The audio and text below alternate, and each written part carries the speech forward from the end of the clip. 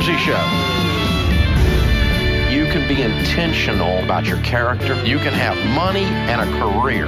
You are the hero in your story. Live from the headquarters of Ramsey Solutions, broadcasting from the Dollar Car Rental Studios, it's the Ramsey Show, where debt is dumb, cash is king, and the paid-off home mortgage has taken the place of the BMW as the status symbol of choice. I'm Dave Ramsey, your host. Dr. John Deloney, Ramsey Personality, is my co-host today. Open phones at 888-825-5225.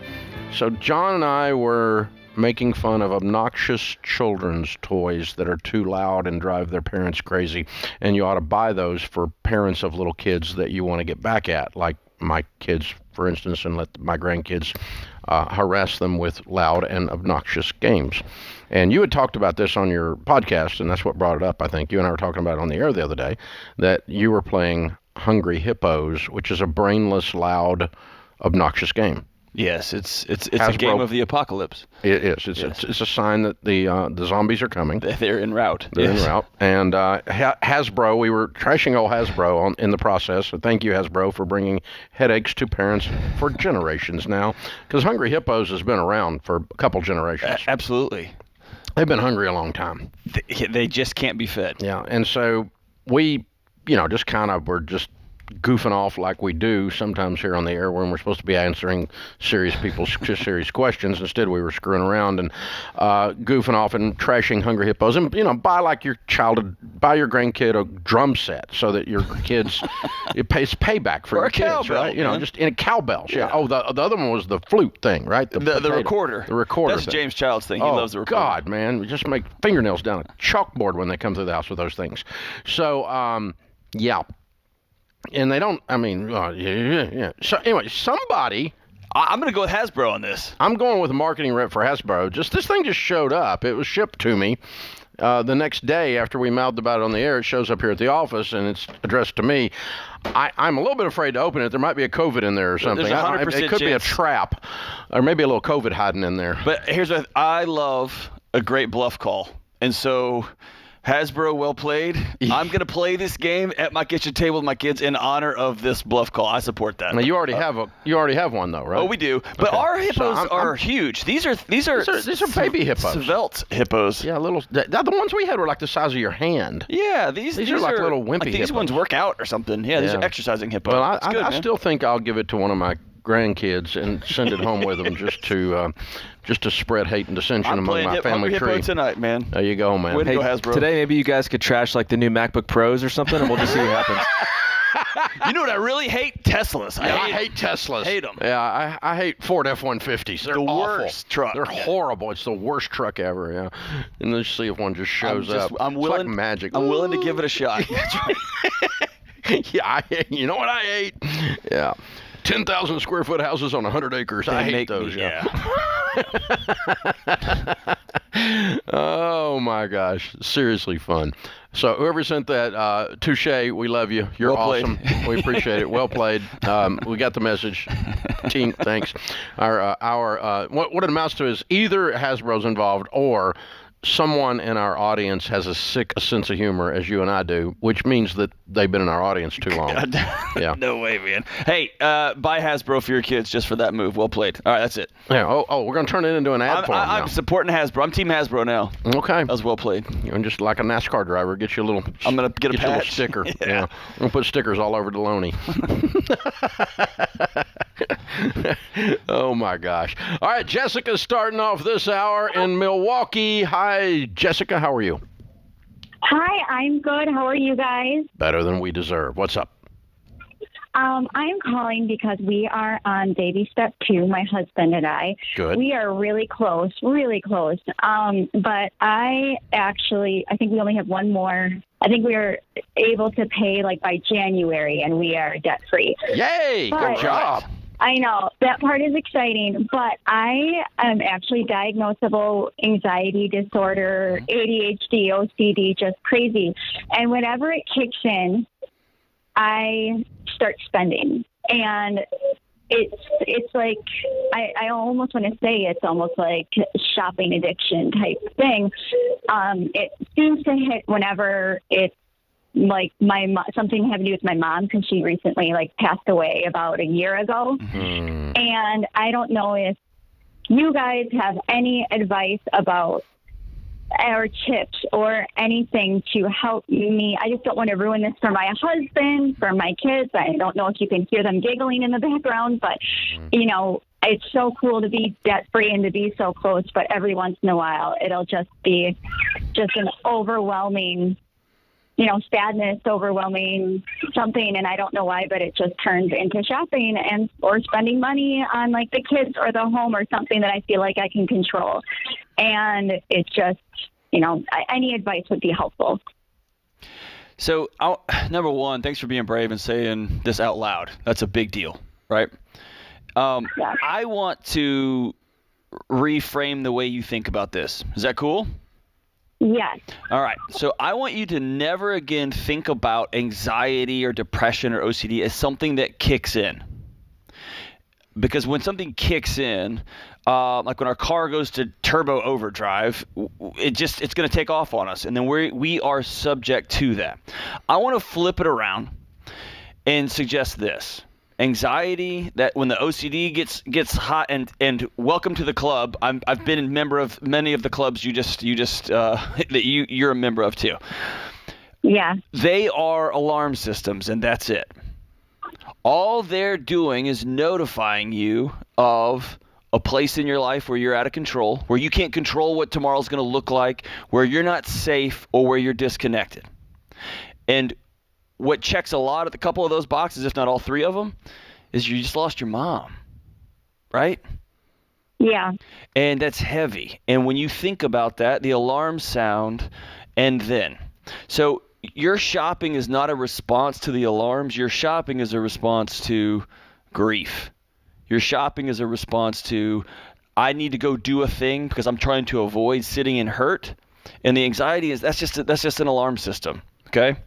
So right. How have you grieved your mom's passing?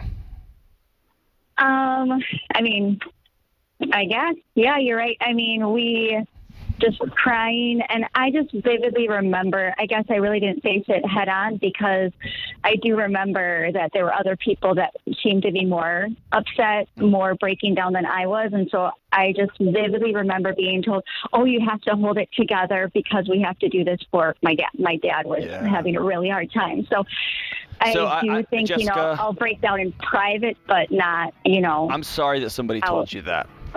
Everybody grieves differently. And yeah, when somebody passes away, you've got the responsibilities of funerals and things like that, but you've got to honor this trauma. This is a big deal. I want you to write a letter to your mom tonight. Tell her how much you miss her. Tell her how much 2022 is going to be different without her, what you're going to miss about her. And I want you to start healing there. And then put some roadblocks in front of you. Give your debit card away if you've got to in a hard season. I've had to do that. Give your debit card away. Set up some roadblocks so that you don't spend.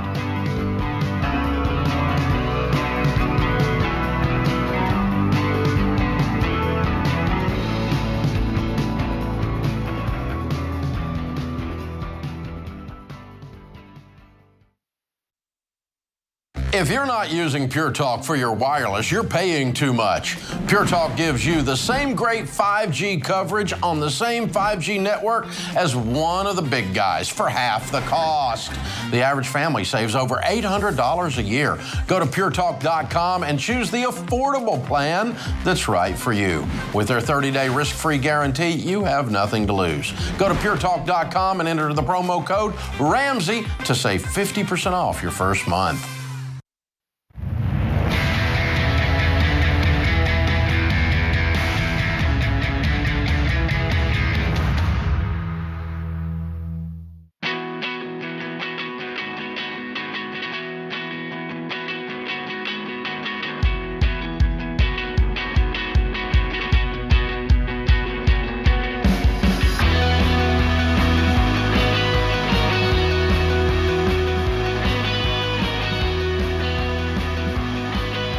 A lot of people know me as the guy who messed up and lost everything and learned my lessons. And that's all true 30 years ago. And I set out to learn God's and Grandma's ways of managing money, and we, in the process, created this idea of the Ramsey baby steps. And by following these baby steps, I became a millionaire. And by making a ton of money beyond that, I became a lot more than a millionaire. But my first million or two was straight up following the baby steps like most people, and especially people listening around here. So we spent the last 3 decades teaching millions of people this plan, and so we have tens of thousands of baby step millionaires out there. If you follow the baby steps, you will become a millionaire. Not next week, not by the end of the year, because of the baby steps anyway, but you know, it's a tortoise and a hare thing, and we're tortoise people. We have a new book coming out. The first time I've done a book, a major trade pub in 8 years. And so it comes out in January the 11th, and it's on sale, pre-sale now. It's called Baby Steps Millionaires: How Ordinary People Built Extraordinary Wealth and How You Can Too. It's the exact process to follow to become a millionaire. And it works like every stinking time. It's not get rich quick, and it's not get rich easy, so don't misunderstand. But this does work, and with such reliability and such statistical evidence that by the time you finish reading it, you're like, I'm not going to listen to any more political people with an agenda. I can go do this. So I'm going to make you believe you can do it and then show you exactly how to do it. That's what this book is. So pre-order your copy if you want. It's $20. You get $150 worth of extra items with it if you do that. The Baby Steps Millionaires audio book and ebook, the Legacy Journey audio book and ebook. Baby Steps Millionaires live stream, which happens in January. A Ramsey Smart Tax filing to file your federal income tax free. And the Ramsey Plus 30-day free trial to go into Financial Peace University and start your baby steps. So all of that at RamseySolutions.com. Just hit the store, get the whole deal, the pre-order special on Baby Steps Millionaires. Brandon is in Philadelphia. Hey, Brandon, how are you? Good. How about you? Better than I deserve. What's up? So I got a few questions here for you. I'm not sure if you got a background on it yet. I watch your show a lot, by the way. Thank you. How can we help? So I'm 21 years old. I have about, I'm having this dilemma with my parents right now about whether I'm going to get a job or do something in real estate. And I have a few connections that I could use. And I'm just wondering obviously you wouldn't go the traditional route, but I mean, I just wanted to know, like, what it is I did 2 years of college. I just got out, and I'm about $8,000 in debt, and I have the money to pay that off, but I've been buying and selling ATVs, and that's been working out pretty good. I got about $60,000 saved, but I just wanted to know if you would take a risk, continue what I'm doing with the buying and selling ATVs, if you would go into real estate with the market how it is right now. If, you know, I just don't want to get into real estate, look like an idiot to my family, my parents, and everything like that, and have them say I was right. I mean, Well, part of being 21 years old is you start worrying about what you think of you 10 years from now, not what other people think of you. They don't get a vote. Yeah. They can choose to be cheerleaders or choose to be Debbie Downers. That's their choice. Friends, relatives, we've all got some of each. And but your deal is you got to square your shoulders and be who you is, dude. And so, you know, I don't really give a crap what your parents think, other than I want to be respectful of them. Okay. But my point is, if you know, you've got to decide what you need to do. Now, I can give you some ideas, but even what I think or what John thinks doesn't matter. You're the one that matters. You've got to decide this is what I'm going to do. And guess what? 100% of the things you try probably won't work one way or another. Nothing turns out exactly like you think it's going to. You have this vision of what doing real estate and being successful looks like, or what failing looks like, and you're probably going to land somewhere in the middle of those two things. And so it's you know, it's hard. So and living a life to avoid "I told you so" nah. is the one surefire way to do absolutely nothing with your life. Nothing. Yeah. You'll never do anything. It's like a freaking curse. Yeah, the problem is, I just want to know, how do I convince my parents? You to don't. You can't. You don't. Who cares? It's not their job. You don't have to convince them. Yeah. You got to convince you, and you're pawning this off on your parents. You don't trust you. You don't believe in you. It sounds like you got a good business going, and you don't think it's, in your eyes, it's not a valid thing. Yeah, it doesn't have a certification, it doesn't have a degree, and so it can't be a real job. So let me just tell you, if you're 21 years old and you made $60,000 buying and selling ATVs, you're pretty dadgum good at it. Yes. Sounds to me like you got you a business. Yeah, I mean, it's just not taxed. It's not on the books. You know what I mean? Well, it is taxed. Income is taxed in America. Yeah, pay taxes. You have to pay your taxes. That's illegal. Of course it's taxed. But you need to be running a business. But you've got the ability to do this business and make money doing it. And you need to set it up as a business and start paying your dadgum taxes and making sure you're setting money aside and write a check out of $60,000 cash on $8,000 and be debt-free by the time you get off the phone in just a minute. And then what I would do if I woke up in your shoes, you do what you want to do. 21 years old is a tough field to plow selling real estate, because you're trying to talk people 40 years old into spending $300,000 and they're looking at what they think is a kid. So it can be done. I did it, but it was hard. And I had to overcome the fact that I was a baby child selling real estate at 18 years old. I got my license 3 weeks after I turned 18. And I did sell some houses, but it was an uphill, extra hurdles to jump over because of my youth. And you will have that same thing. That's a bottom line. So what I would do if I were in your shoes is I'd get my real estate license, start selling real estate as my side gig, and make ATVs my full-time gig until you get the real estate gig up fast enough and running hard enough that you feel like you want to drop the ATV gig. Yeah, I've been doing it through college, so I didn't really take it serious. And, my parents don't really take it serious, too. So I do like the money. How many times we got to visit your parents in this conversation? They don't get a vote. Yeah. Do you still live in their basement? No, I have my own room there. They're nice enough to put me up in my own room, but all right, and you need to get out. You got 90 days. You got to be gone. You're gonna get out. You got $60,000. You're 21 years old. Grow up. Go. Move. Got it. When your mama quits washing your underwear, you're now a man, my son.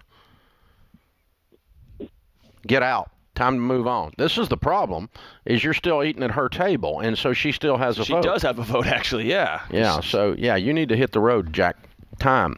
It's not because your parents are bad people. It's called growing up. Yeah. You need to move out. It's time. You're making money. You're not broke. You don't have go get you an apartment and go buy and sell ATVs, or get you a little rental house. It's got a big old garage in the back. You can hold some little bit of inventory in and keep your little Craigslist thing or whatever you're doing to move those ATVs. Get after it, man. You got a legitimate freaking business going. Go make you a good living doing it. And let's say that the ATV flipping dries up in 18 months. You're 22 and a half. Yeah, you still got a lot to do. Then go back to college and finish your last 2 years, or then by then you're selling or then take a job, or then get your real estate stuff going in. Yeah, we're not chiseling anything in stone here. Man, just write it. You've proven yourself. You've proven yourself. You have $60,000 in the bank. If you had $6 in the bank in a theory, I might give you different advice. That'd make you a professor. Tenured. Yeah. You're just evil. Yeah, I'm just. Hey, those are my friends. Just man. go to break. Those are my friends. Just go to break. This is the Ramsey Show.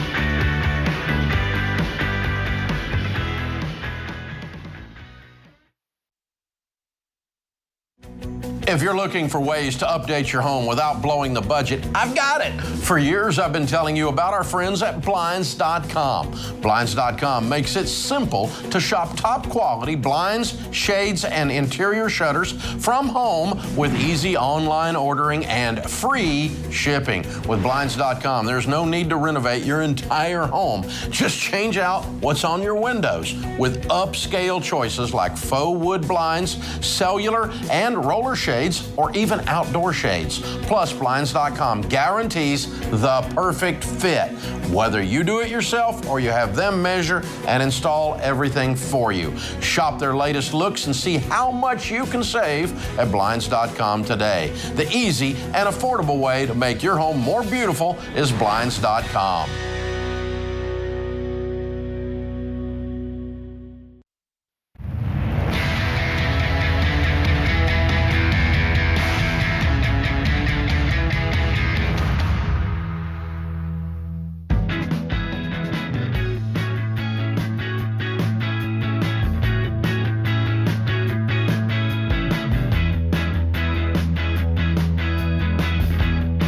Dr. John Deloney, Ramsey personality, host of the Dr. John Deloney podcast, which is growing by leaps and bounds. One of the more popular things we're doing on the Ramsey Network right now. Be sure you tune in if you want to hear more calls about relationships and boundaries and mental health issues and so forth.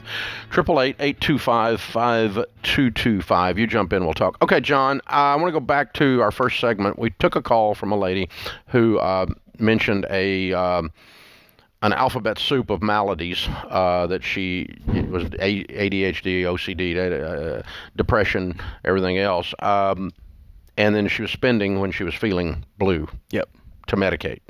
And I wanted to ask you about something because we didn't have time in that segment for me to interrupt and jump in there. But doing financial coaching for 30 years, I have run into a ton of, we've dealt with a lot of addicts, of course, because 100% of addicts, if they don't deal with their addiction, become broke. Right. It's 100%. You do not make it out of addiction unless you're broke, or you stop the addiction, one of the two.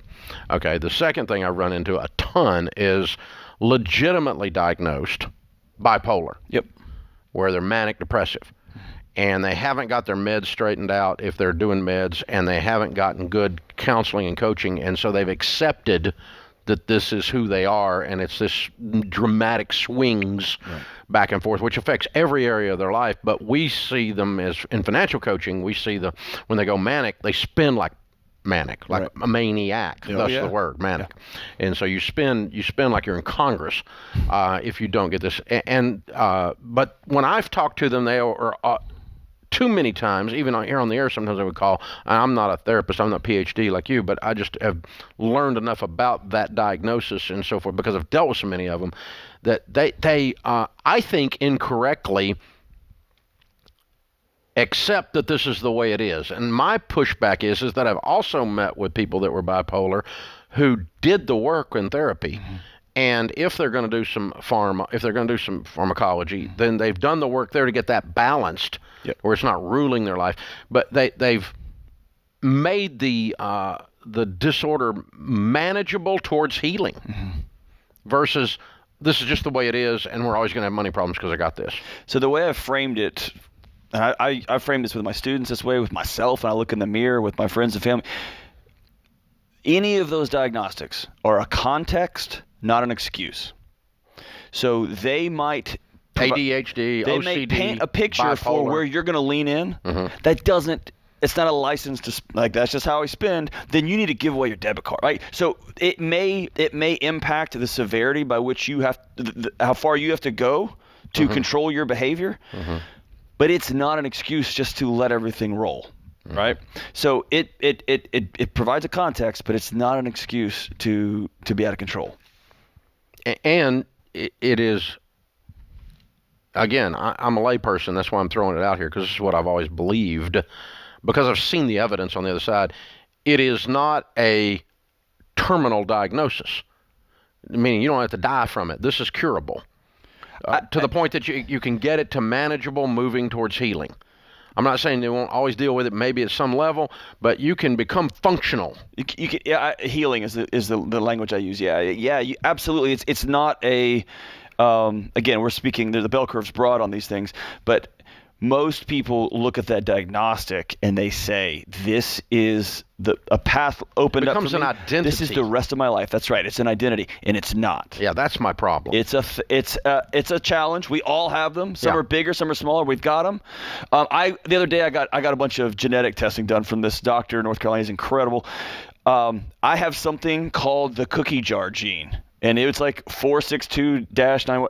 And here's what he said. I think, and you and I may have talked about this, I think my wife's a serial killer because she can open up a bag of cookies and have one and then just put it back. Who does that? I got a friend that says, I do a whole line of Oreos. Yes, exactly. Yes. And here's what he told me. He said, at the genetic level, if there's an open bag, you can white knuckle your way through it. He said, your strategy for health for the rest of your life is stay away from open bags. Stay away. Get them out of your house. Don't have them there. And abstinence. So, abstinence. That's it. Don't buy them in the first place. Your wife can have one gummy worm, like somebody who. So you have a genetic sweet tooth. He just said, "This is good." I really like this doctor. He's great. He's great. But here's the thing: it's a context, not excuse. So I can't have Oreos in the house. That's just part of it. Right? When I'm out of town, my wife, man, they go crazy. They go to town because my kids don't have it either. But it's a context, not an excuse. Yeah. You got bipolar, you've got OCD, you've got ADHD, you've got seasons of anxiety, you've got seasons of depression. Whatever the thing is, it's a reality. It is what it is. It's a signal that something else in your life's off. And the question is, now what are you going to go do about it? Yeah. Are you going to go get healing? You're going to go see a counselor? You're going to go see a doctor? What are the things you're going to go do? But it's not permission to sit. Yeah, it's I was dealing with a guy one time in a session, and he had a serious anger thing going on. And again, it's just showing up in the money is the only reason I'm dealing with it. I'm not qualified. But I'm like, dude, you like to stay pissed off all the time. Yeah. Like every time I'm with you, you're angry. And he goes, well, that's just the way it is. That's the way I am. And I'm going, well, no, change. Just stop. change. Just change. Yeah. Bob Newhart, right? Yeah. Stop it. $5, right? So it's like, just stop. He goes, what do you mean? He goes, well, it's just the way my family is. I said, your family is not responsible for you being a butthole. Yeah. You're just being a butthole. Yep. And you need to stop it. Yeah. And he's like, dude, who are you? I said, you come in here and want to know what's going on. This is affecting your family pattern. You cannot communicate with your wife. You can't get on the same page with your money. And you get angry and you go do stuff. And you wear your anger like it's a badge of freaking honor or something. Stop it. The great counselor Terry Real says family dysfunction rolls down family generation after generation after generation like a forest fire until one person stops and turns and stares it down and says no more. Yeah. And that's it. Yep, you learned that from your parents, and they learned it from their parents. Well, great. And stop. And families will name it. I had a pastor friend of mine. He said it was had a PhD in psychology as well. And he said that you'll name the besetting sin. Mm-hmm. And then it becomes a badge of honor. Like, well, we're just passionate people. No, you all throw temper fits. Yeah, exactly. It's like we hold our liquor. Well, you're an alcoholic. Yeah. Congratulations, man. Well, we're all just kind of anxious. Tolerance. Yeah, we're just an anxious family. Well, stop. Be about healing that. Yeah, let's break the cycle. Yeah. Change your family tree. Change it. And just like you can change your family tree with debt, and you can change your family tree with wealth, these are behavioral changes. This stuff overlaps. How many people we have at the debt-free stage that say, we just have to keep coming together once a week and talk about our money, which meant we had to talk about our priorities and our goals and our future. Affected our marriage. And our marriage is better. Yeah. It's like, ta-da, you know what I mean? And how many of them go, I lost weight. Yeah, in the process. Not because we were starving them, but because they said, I learned this thing called self-control. Yeah. Oh. How many, I can't tell you how many marriage and family therapy friends I've got that would love a tool that a couple would commit to using for a year or 2 years or for the rest of their life. That was just a reconnecting tool. It's like a magnet every week or every month. A budget. Yeah. Yeah, I've actually known several that weren't doing our stuff necessarily, but marriage therapists that they force a couple to do a budget because it forces them to talk. To communicate on what's important. If you were sitting there, you just got back from Thanksgiving, and you are your teeth are still rattling from whatever that experience was. Your crazy family. It can be different. Yeah.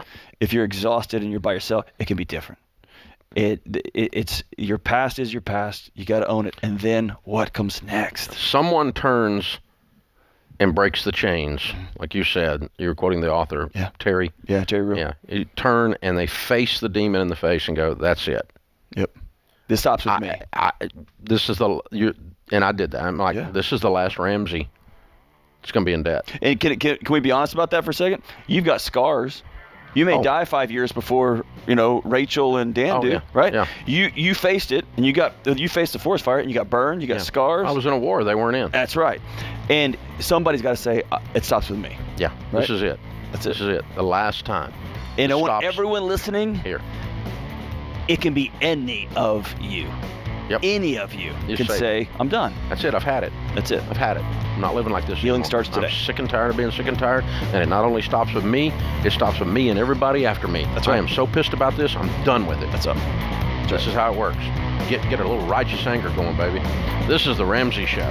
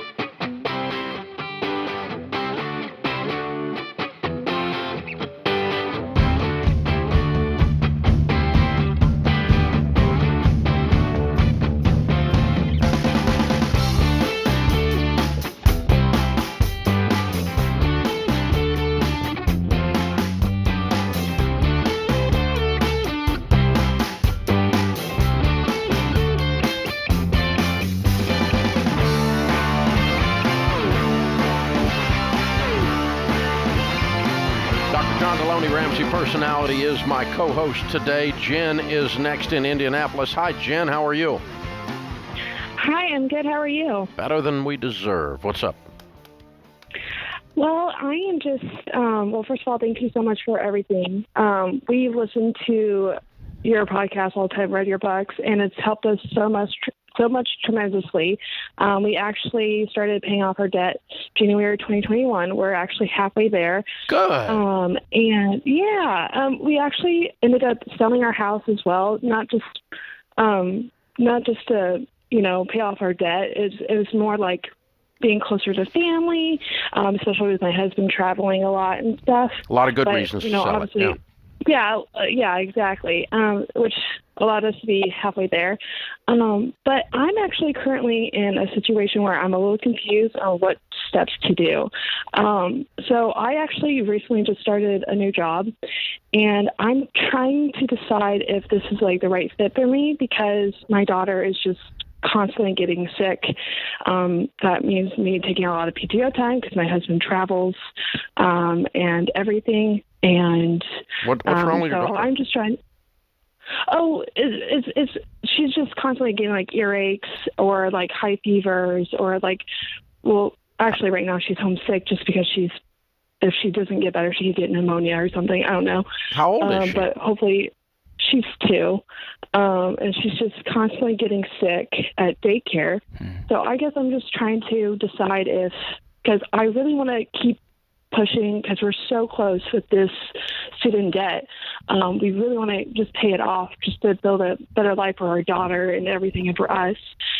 We just don't know if I should be, going to part-time so that way she's constantly not getting sick in daycare and then maybe just prolonging the baby steps a little bit longer, or if I should just, stick in it or stick with it full time. Is this like a normal kid getting normal sick, or is she got some kind of medical deficiency that's making her vulnerable?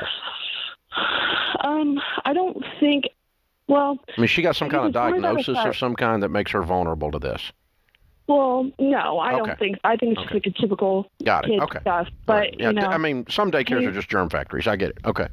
Yeah, yeah. Exactly. Are you missing your daughter? Constantly, like all the time. Okay, so yes. If you push back on me and tell me I'm wrong, but sometimes we want something to happen in one hand, and we're going to find a way to make that happen in the other. Yeah. Is there a part of you that every time she gets sick, which if you looked back over the last 6 months, it's not every day, it's not all the time, but it is once a month, you're having to figure out something. And that is weighing on your soul because really at the end of the day, you want to be home with your daughter. Yeah. Is that it? And I think that's exactly like why we are like really striving for, because obviously we want more kids and stuff, and obviously like we want to have a beautiful life for our kids and everything. But I think, and that's like the main reason why we are pushing so hard, so that way I could stay home with the kids. What does your husband make? I'm sorry, say that one more time. How much money does your husband make a year? Anywhere from $55,000 to $60,000. What are you making at the new job? Mileage. What are you making at the new job? I'm only making $19 an hour full time. What are you doing? I'm doing administrative work. Okay. All right. At a hospital. Gotcha. Okay. And how much debt is left? $44,200. On what? On student loans. It's all student loans. All student loans, correct. What's your car worth? Nothing. What's his car worth? Pre-owned. Nothing. It's pre-owned. Well, yeah, okay. I mean, I've got a pre-owned car it's worth a lot, but so that doesn't necessarily mean it's worth nothing. I have a pre-owned car worth nothing. Same team. Okay, so but okay, Sorry, all right. So okay, here's what I'm hearing. Yeah. I think you could work from home, even if it was some kind of self-employed idea or distance administrative work for small businesses, and sign up for that kind of thing. We'll all work from home. Start some kind of small business from home, business boutique with Christy Wright, and make more than you're making now, and be at home with your kid. Yeah. If you were making $180,000 a year, we'd have to think about this a little harder. But you don't make anything, so you can make almost nothing at home too. I'm not putting you down. I'm just saying the good news is this is not a lot of money that we're really having to make a decision over. You're not doing financial arithmetic damage to your family by not making $19. Yeah. You know what I'm saying? So, I think you probably, whatever you're getting home with, I bet you can make that if you've got a little bit creative on what, again, doing administrative work for small businesses remote from home. Sign up for some of those things. And, I just think you need a new context, because here's the bottom line. You're not making enough to go through the emotional angst of not being with your daughter, which is your number one desire. The sickness hasn't got anything to do with it. I would go home and be with my baby. Yeah. And Jen? Yeah. Are you lonely? Yes, a little bit. Yeah. I can hear it on you. I want you to call somebody today, and hopefully you got a friend in the community that you haven't reached out to in a while. You're a working mom of a 2-year-old, of a traveling husband, and you're exhausted and you're lonely. I want you to call somebody and say, let's get coffee. Is that fair? Yeah. Okay. Definitely. Especially if you have a friend that is a little bit entrepreneurial and will start brainstorming some stuff with you. That'd be killing two birds with one stone. Or a friend that's got a 2-year-old or a 3-year-old or a 4-year-old that's just a few steps down the road from you. That understands what insanity in a body that's that tall looks like. Yes, and a husband that's on the road not helping with the dishes and all that feels like. But I hear it on you that you're getting at the end. You're getting an existential exhaustion. You've been burning. You've been burning all the fuel all by yourself. Oh, I mean, I've constantly been working just so that way we can get to where we're at now, and it feels so blessed for that and everything. Sorry, I'm crying. No, it's okay. Here's the deal. Here's the deal. 5 years from now, you're going to get there. You're going to get the other side of this. You're going to be deep into the baby steps, winning with money, looking back, whether you stay in this job or whether you don't. Right. So you need to figure some way to make some money from home so you feel good about that part of this equation, and you need to go home. Yeah. Can I give you one more? Agreed. Yeah. You're a good mom. Thank you. I appreciate it so much. Hold on. Did you hear what I said? Yes. You're a good mom. Your daughter's lucky to have you. Mom. And you're busting your butt so that her life is different than yours. And that makes you a good mom. Yeah, the fact that you're struggling with all this and having to make tough decisions is all for her benefit, all for the baby's benefit. That's exactly right. And So, her future siblings. You didn't call up and go, I really want to go on a European vacation. I'm a spoiled brat. And, that's not who you are. Right. So, No. yeah. Yeah, you got this, kiddo. You can do it. Yeah. You can do this. Yeah, but you need to figure out a way to make some money from home and go home. And you don't have to do it this week, but you need to do it by the middle of January. And if you've got administrative skills and you can work the internets right now, especially, man, you can make some money doing that. Hang on, I'm gonna have Laura send you a copy of Christy's book, Business Boutique, and start to give you some ideas and some ways, some context to think about that in. So very, very cool. So there's a lot of different places that math can take you. Yeah. But the number of times the reason I was asking about some of those things is, I could afford to be at home if we had, if I could just make about $400 more a month. Well, how much is your car payment? $500. So Exactly. Let's sell the stupid minivan. Yeah. Well, I can't do that. Yeah, you can. Yeah, you can. You're choosing between being home with your kid and a minivan? That's a dumb choice. You get between a dog and your kid, right? Sell the minivan. Good grief. But that wasn't her case. No, she's incredible. This is The Ramsey Show.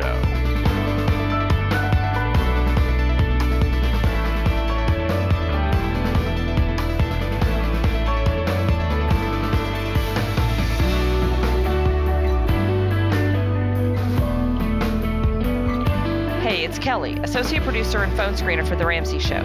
If you would like to do your debt-free screen live on the show, make sure you visit theramseyshow.com and register. We would love for you to come to Nashville and tell Dave your story.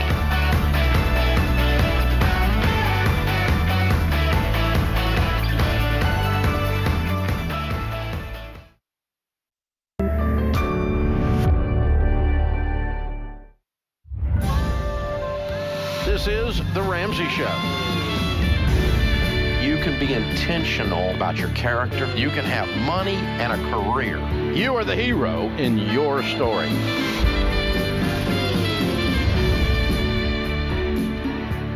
Live from the headquarters of Ramsey Solutions, broadcasting from the Dollar Car Rental Studios, it's The Ramsey Show, where debt is dumb, cash is king, and the paid-off home mortgage has taken the place of the BMW as the status symbol of choice. I'm Dave Ramsey, your host. You jump in, we'll talk about your life and your money. Open phones at 888-825-5225. That's 888-825-5225. Dr. John Deloney, Ramsey personality. My co-host today as we answer your questions, Kevin is in Pennsylvania. Lancaster, to be exact. Hi, Kevin. How are you? Good, Dave. How are you? Better than I deserve. What's up? Great. So my wife and I are recently married. We were both homeowners before getting married, and flip the coin, I won, and we're staying in my house and selling hers. So we found a buyer for her house, and we're looking at taking home around $90,000. And I just wanted to get your input on what you thought would be best to do with that. We have about $105,000 left on my house. And it's very tempting to just throw it all at the house, seeing how close it gets us to paying it off. But then the other part of me is wondering, I don't see us living here longer than a couple of years. Do you have any other debt? No, we're in. Do you have any other savings? We have. So my wife was not following the baby steps, but she was very frugal. So we do have. Once we kind of fully funded the emergency fund, we have maybe another $10,000 that we could throw at it. So, I'm sorry, you have an emergency fund plus $10,000? Yes, correct. How much is in the emergency fund? $20,000. Okay, so you have $30,000 plus $90,000. Correct. $120,000 in your possession, and you have a $105,000 mortgage balance. That's correct. Okay. All right. Now, I guess the reason I'm asking is because since we're not thinking of living here too much longer, doesn't matter. There are some updates that may be done. Doesn't matter. You're not spending the money. It's not going away. When you sell the house, they'll give you a check. Right. Yeah. So that's not a problem. The money's not being lost. We're not throwing it out the window on the interstate. We're just paying off your house. So okay. First thing is, the two of you need to have more conversations to where we change our pronouns now that we're married. You're now French. We. Yes. Yeah. Okay, not her house, my house, not her loan, my loan, not I won. We have a house that I had before we got married. Now it's ours. Understood. Okay, and it's just a matter of the heart, and it's good for your relationship, and it's good for the communication in this process. So if you're asking mechanically and tactically what I would do if I woke up in your shoes is I would pay off your house as soon as you get the check from the sale of the house and formerly known as hers. Mm-hmm. Okay. And I would skip all the way down the street. Yeah, you got $15,000 in your emergency fund. You're 100% debt free. Awesome. How old are you? That answers my question. Yeah. How old are you? 36. And she's 34. What's your household income?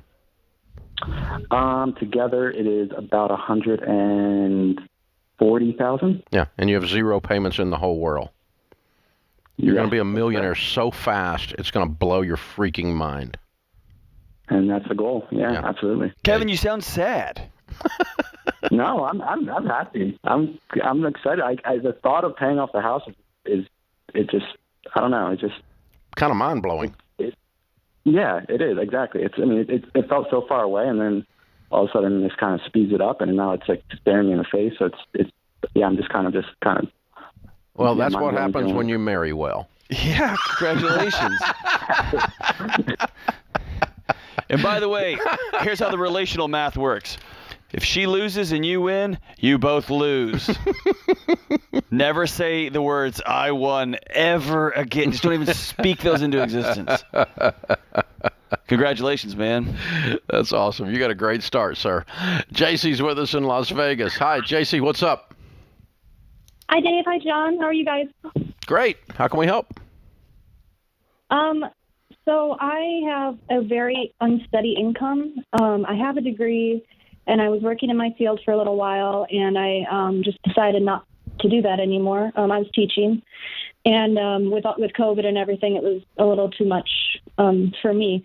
But right now, my unsteady income, I'm not making ends meet, and I'm trying to get out of debt and do the debt snowball and get $1,000 in my emergency fund, and it's just a lot. It's just discouraging, and I'm trying to find another job, but going to job fairs, nobody's hiring me. I just don't know what to do. I feel stuck.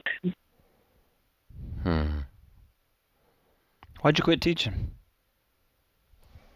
I was teaching out in Las Vegas, and the schools. I grew up in the Midwest, so the school. I'm just not used to this demographic, and it was just too much. And there was 50 kids under my. I was in charge of 50 kids by myself, and it was a lot to handle, and I wasn't getting any support. So it wasn't teaching that was bothering you. You got in an unwieldy situation. Yeah. Yeah. Yeah, so teaching's not the problem.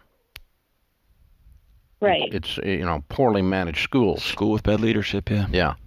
That was the problem. So what would be wrong with going back to teaching then? If you had my teaching life 30 students and people who behaved.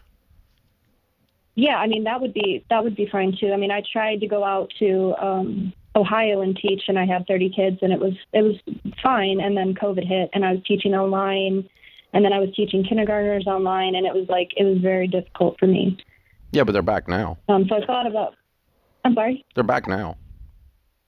Yeah. I thought about maybe starting my own piano studio. That way, then I can still teach, and it would be a little bit better. But I'm not sure. Okay.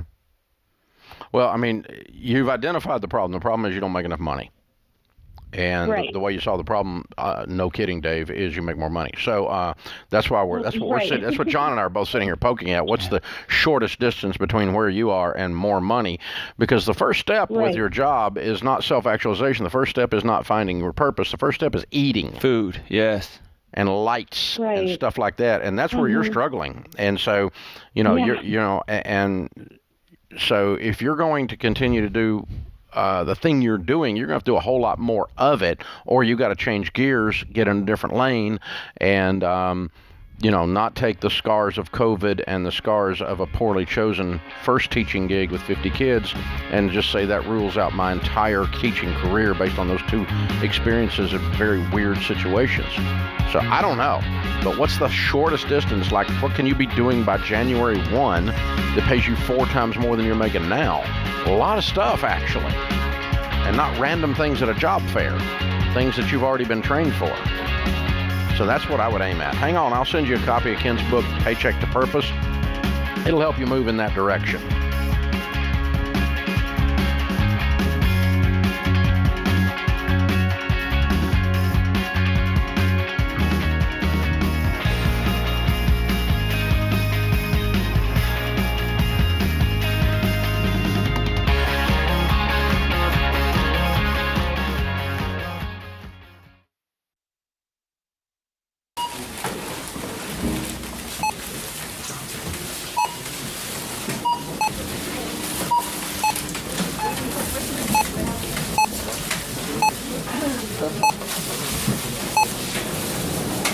Still on baby step number 1, eh? How'd you guess? With healthcare costs rising, learn how Christian Healthcare Ministries can help you make the most out of your budget. Visit chministries.org/budget. Don't worry, it's worth it.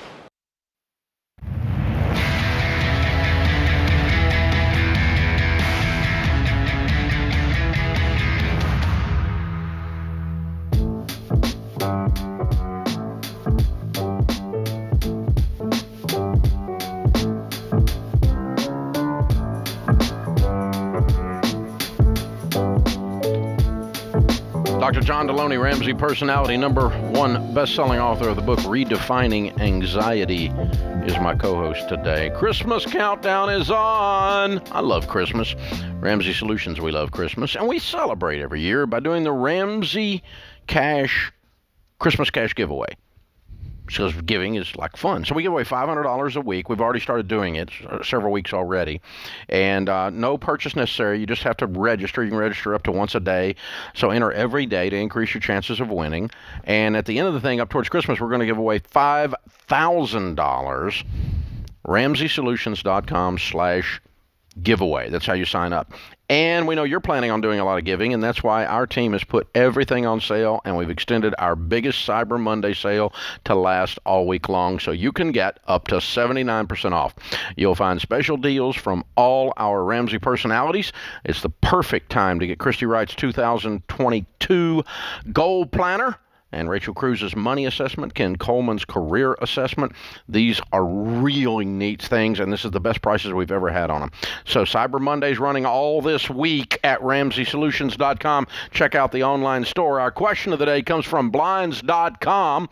They are an incredible American company, and they're the #1 online retailer of custom window coverings.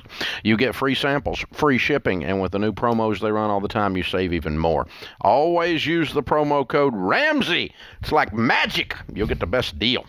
All right, today's question comes from Allison in West Virginia. Allison writes, my husband and I became debt-free except our house about a year ago. We have 4 young children and live frugally on 1 income.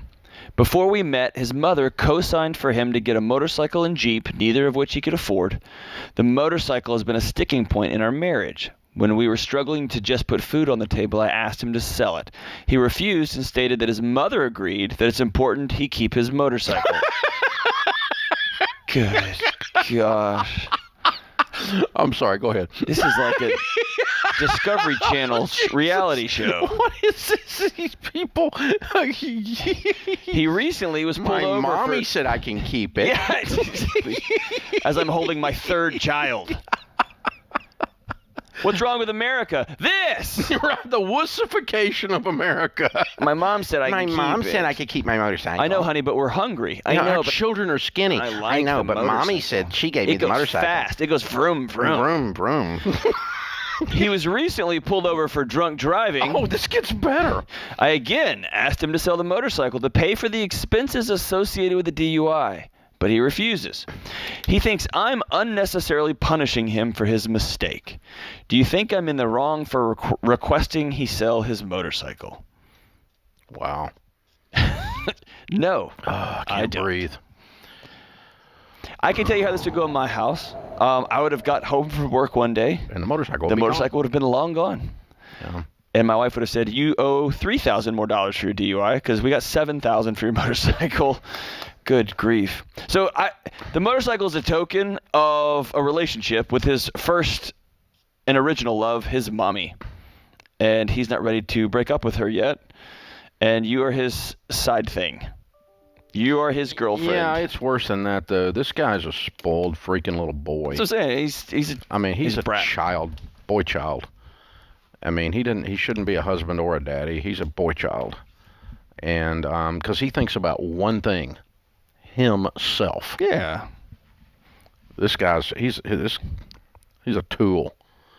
A dull tool. Oh my God, you poor girl. I'm trying to think of. Can you imagine saying that to Sharon? Hey Dave, we need you to. Well, my mom This said this just would not have even come up. I mean, it's just not even on the radar. Sharon wouldn't have been around someone that acted this way to start with. She would have smelled this a long time ago. So here's the thing. I have bad news for you. You have bigger problems than his mother or his motorcycle. You have him. Yes.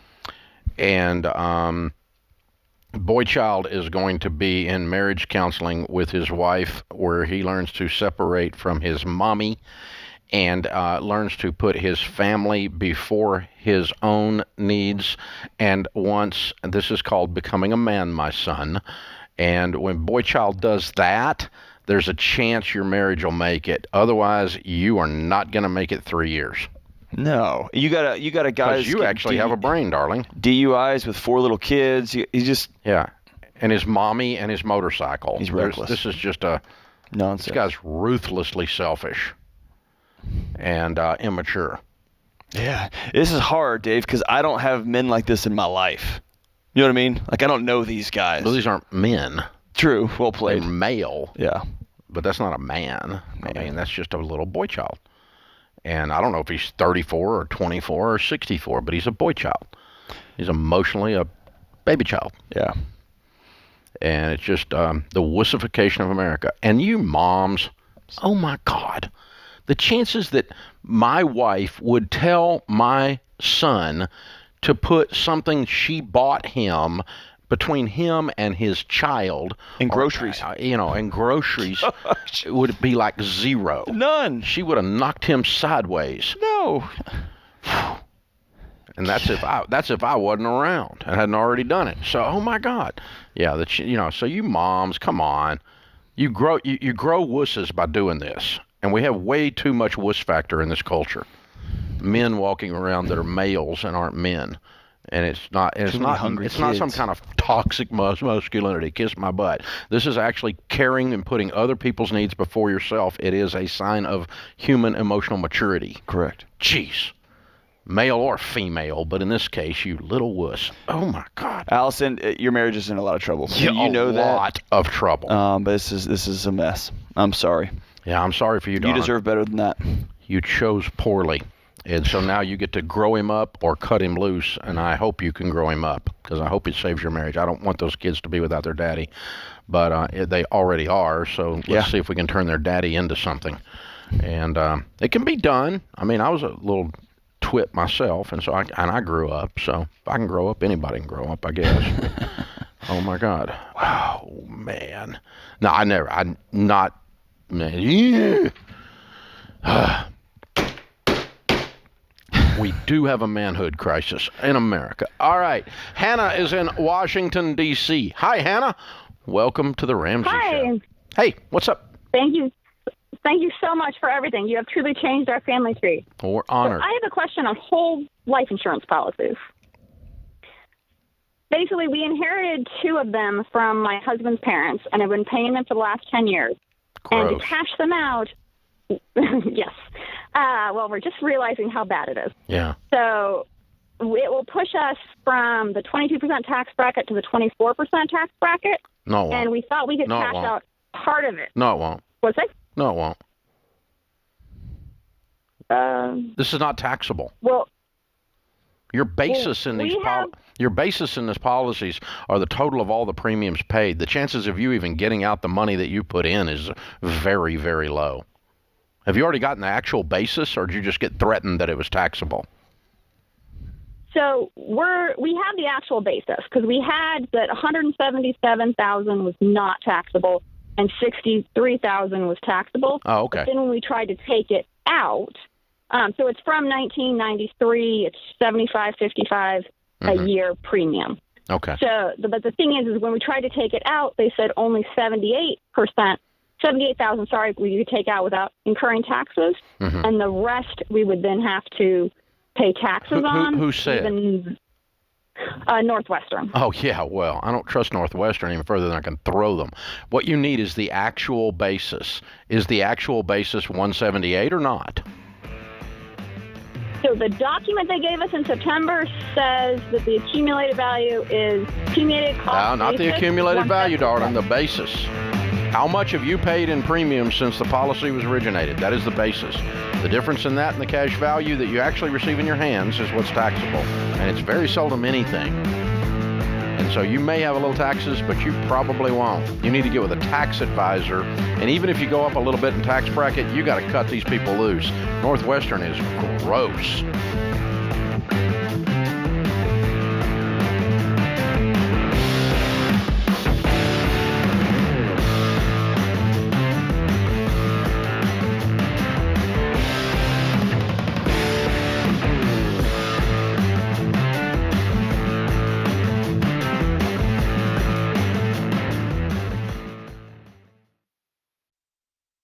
If you're ready to get out there and find a job you love, then you need to hear this.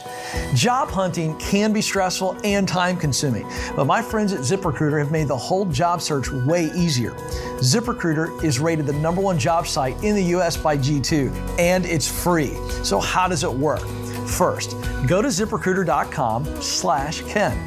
Then create a free profile and let their technology do the hard work by finding and sending you jobs that are a great fit. And get this, ZipRecruiter pitches your profile to companies whose jobs match your skills and experience. If someone from that company likes your profile, they can personally invite you to apply for the job. So if you're ready for an easier job search, check out ZipRecruiter. Sign up for free right now at ZipRecruiter.com/Ken. That's ZipRecruiter.com/Ken. Sign up today, absolutely free, and let ZipRecruiter work for you.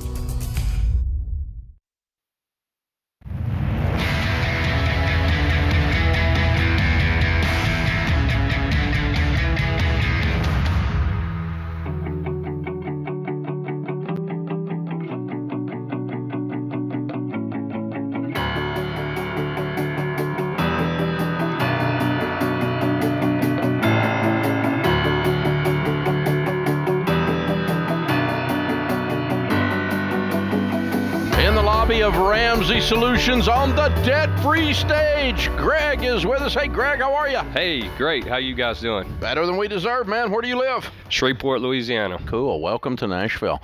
How much debt have you paid off, Greg? $15,000 in 9 months. Good for you, man. And how?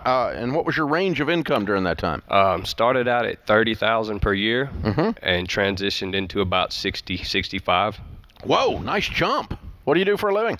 Right now, I sell cars. What'd your income go up for? What happened? Went from being a groundman, making like $16 an hour, to selling cars, making commission checks. Oh, okay. And cars are selling right now, I hear. Yes, sir. Cars are made of gold these days. Yeah, if you have some cars, you can sell them. Right. They're hard to get, but yeah. Well, very cool. Good for you, man. What kind of debt was the $15,000? Student loans and a little bit of credit card, mostly student loans. Okay. What was your wake-up call 12 months ago when you start knocking this out in 9 months? I had a crazy idea of how I thought it was going to take like 20 years to get this debt knocked out. I didn't even know how much I had when I started at an electric company. I met a coworker named Zach Wood, and he was just running around telling everybody about financial peace, and just real passionate about helping everybody get their finances in order. And that's when he kind of laid out the plan and showed me the path, and I said, I'm on board. All right, just like that, huh? Yeah. Okay. So how did you plug into us after Zach did that? You started listening to the podcast or what? Right, listening to the podcast and, yes, sir. Okay, all right. Very cool. Very cool. Well, congratulations, man. Thank you. How's it feel to be free? Oh, it feels amazing. How old are you? 32. You ever been debt-free as an adult? No, sir. First time? First time. Wow.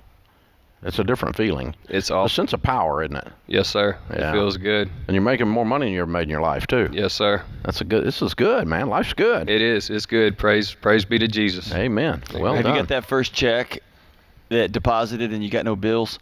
I have. Man. Feels good, huh? Oh, it feels amazing. You just get to keep all of it? Yeah, just save it up for the next career change, Just stacking it up. Well done, sir. Congratulations. Very well done. All right. Now, Zach gave you the lowdown, so you can give everybody else the lowdown because you've actually done it. It's not a theory. You paid off $15,000 in debt in 9 months. What is the key to getting out of debt? It's just making your mind up, being dedicated. If you can't pay for it with cash, don't get it. And if you have cash for it and you don't need it, don't get it. Just tackle that debt like your life depends on it. Total focus. Mm-hmm. Yes, sir. It's a big deal. Will you ever go back in debt? No, sir. You sure? Absolutely. All right. Way to go, man. You're a hero. You took control of your life in a whole bunch of different areas at one time. Well done. Well done. That's well played. It's good stuff. So, who were your biggest cheerleaders while you were doing this stuff? Everybody that went through FPU with me, my financial coach, Zach Wood, and then my mom and brother. Okay. Mm-hmm. So Zach's one of our financial coaches after all.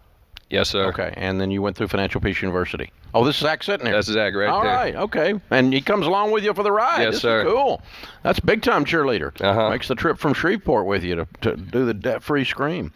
Excellent. Good stuff. So, at a car dealership, everybody, that's how people flex, right? Your coworkers are driving their cars in and looking good. But people think you're crazy.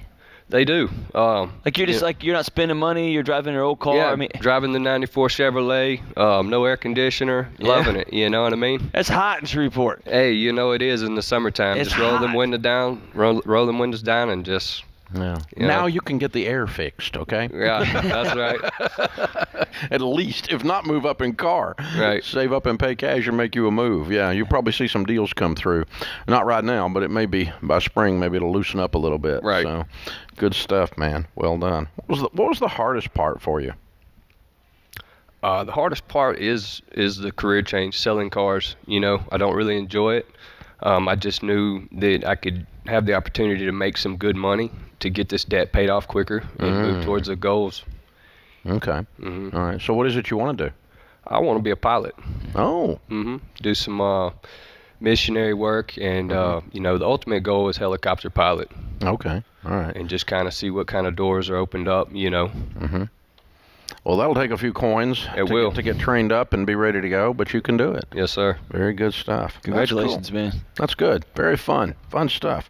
Well, very good. We got a copy of the book Baby Steps Millionaires for you, an advanced copy. It comes out actually in January, but we're going to get you an early copy. Okay, thank you. It's called the Advanced Reader Copy, the ARC, and that's what we send out to the press as early, and so we're going to get you one. And a copy of Total Money Makeover for you to give away, like Zach gave you the ideas, and you'll have it in your hand. You can hand it to somebody and get them started on their journey like he did for you. So, awesome. Very good stuff. Very proud of you, Greg. Thank y'all. Well done, man. It's an honor to meet you. You took control of your life, and I'm always honored to meet men and women who bother to do that. It's an honor to be here. Yeah, good stuff. Good stuff. All right, Greg from Shreveport, Louisiana, $15,000 paid off in 9 months, making 30 to 65. Count it down. Let's hear a debt-free scream. 3, 2, 1. I'm debt free. Yeah! That's how it's done. What is so interesting to me after doing this for 30 years is that people just decide. Mm-hmm. They just decide, I'm not doing it anymore. Mm-hmm. And they've been going along like a whole wrong direction for decades maybe. Yeah. And then they get some new information, and they see a system they can use maybe, and then they just decide. Mm-hmm. And it's like they completely turn around and go the other direction. The power of personal choice is amazing.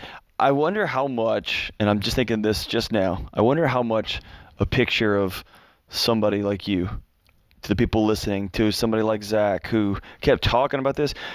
Most people never met an adult that's debt-free. They don't get to see that lightness, that smile, that joy, that just, you know what I mean? They get to see a picture of it, and then they got a plan to follow.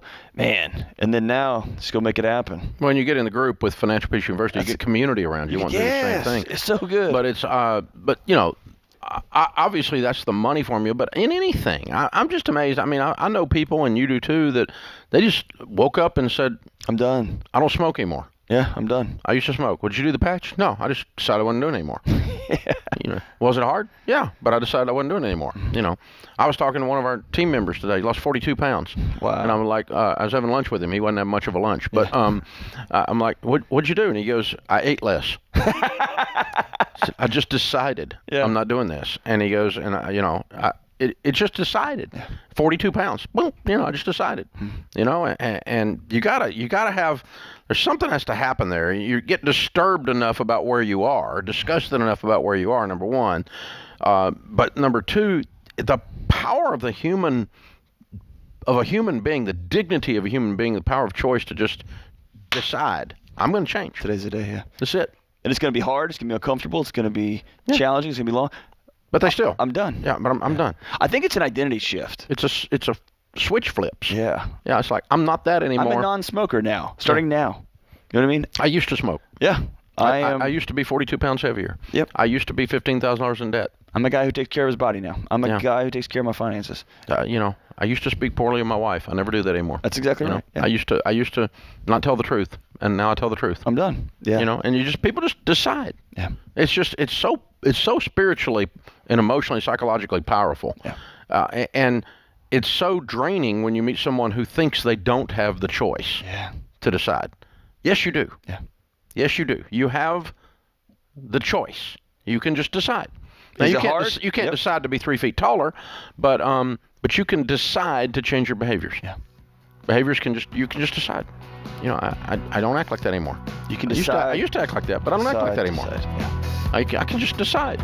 It's so powerful. Hard choices, yes. Yeah. Be not conformed to this world, but be transformed. Congratulations, by the renewing of your mind. That's how it works. Wow. This is The Ramsey Show.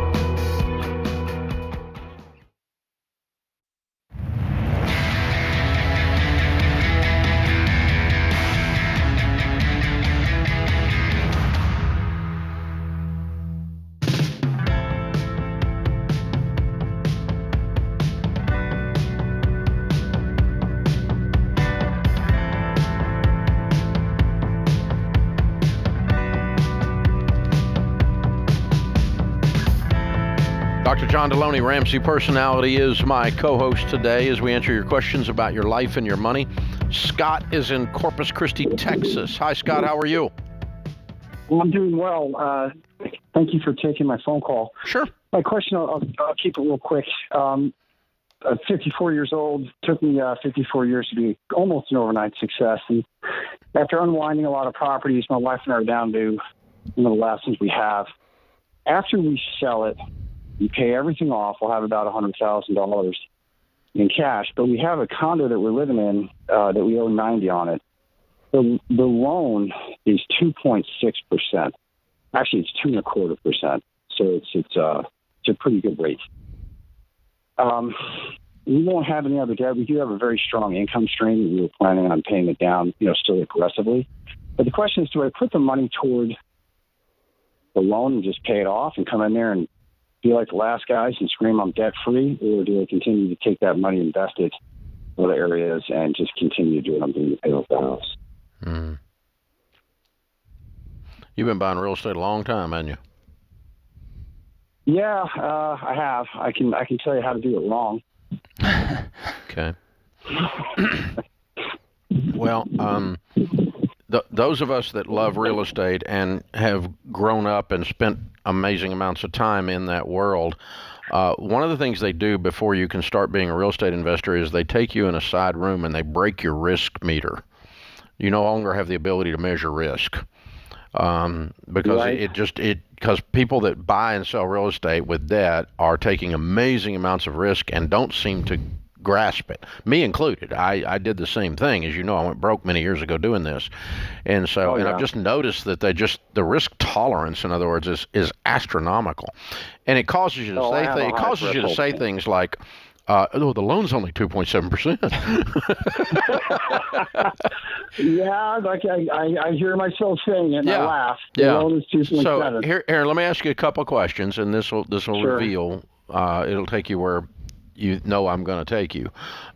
Sure. If the condo was paid off and you had $10,000 or $15,000 in the bank, and you could borrow the money at 2%, would you go borrow $100,000 against a paid-for condo in order to have $100,000 in the bank?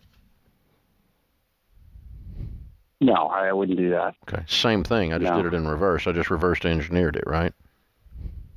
I hear what you're saying, yeah. Okay. It's the exact same decision. So I look at you and I say, okay, you have a loan. Let's say you have an investment that you can make 10% on. Then you would make go it borrow 10%? against your paid-for condo. You wouldn't have said no. I got your point. It's the same equation. The difference is when I make you borrow on your paid-for condo in our discussion, hypothetically, even though it didn't actually occur, just the discussion of it, your heart started moving. And you're doing all your analysis in your head. Your heart is where you measure risk. Your head's where you do math. Oh, I'm so close to being debt-free. Exactly. Oh, my God, And I have never in 30 years had someone go, I paid off my condo, and it was the dumbest thing I've ever done. I'm an idiot. And I went back into debt because Dave Ramsey gave me really bad advice. I have never heard that ever one time. Yeah. Oh, my gosh, yeah. Pay it off, and use your great income stream to pile up some cash and go buy some more paid-for real estate with the piled up cash. Scott, how long have you been working on this?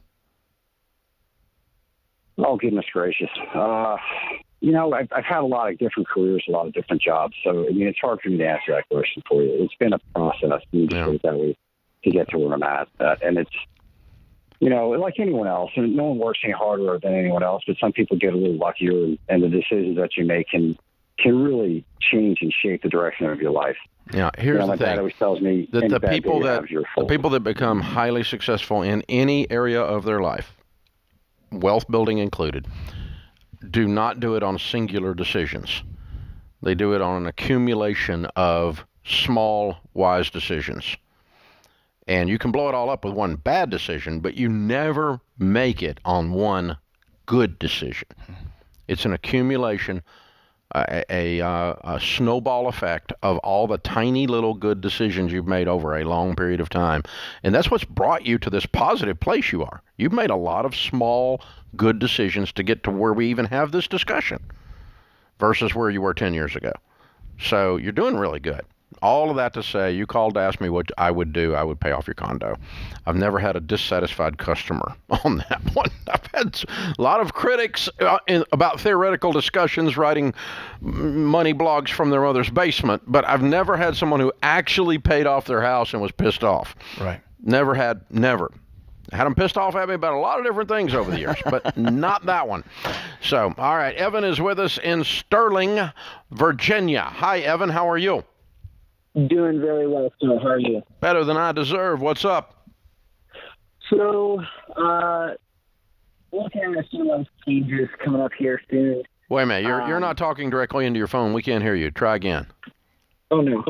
Can you hear me now? Yes, sir. Yep. Okay. So, looking at a few life changes coming up soon. About 10 months ago, me and my wife had our first daughter. Yay. Congratulations. Super awesome. Super happy. My wife is a teacher, and I'm a photographer. Together, we bring home about $80,000-ish, give or take, a year.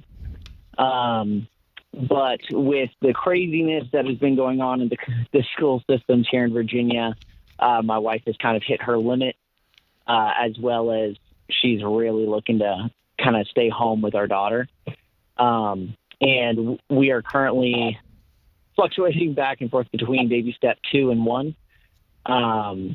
And I was just wondering, she's planning on leaving her job in June, so that's about 7 months-ish. How much debt do you have left? We have a combined total of like $26,000. Mm-hmm.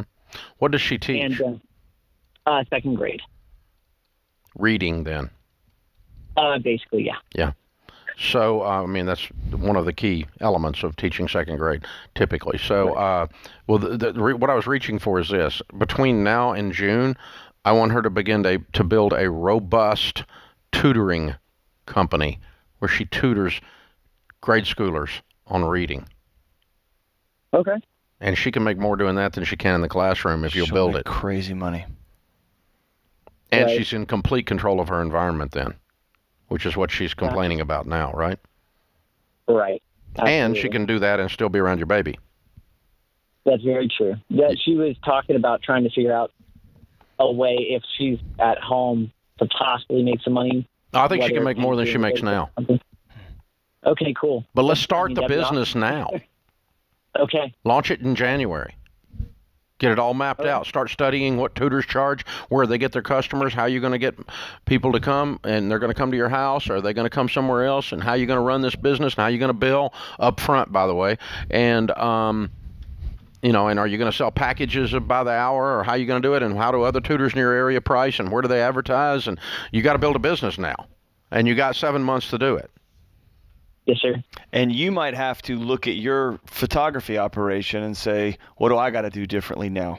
Because we're in this together. This is a team, and our global income is going to shift for a season. Yeah, you're going to have to gear up. So you may have to take more jobs, different jobs. You may have to go get a clock in, clock out job. Who knows? But you got to be honest with yourself about your photography business and what tomorrow's going to look like for your whole household too, right? Yeah. So here's the thing. The point being, you're going to be out of debt by the time she quits, but you don't even have to take a step back in income when she quits. Okay. Gotcha. Household. I think you can build it out. Hold on. I'll have Laura send you a copy of Christy Wright's Business Boutique book, Equipping Women to Make Money Doing What They Love. That's the name of the book. So exactly where you are here. Yeah.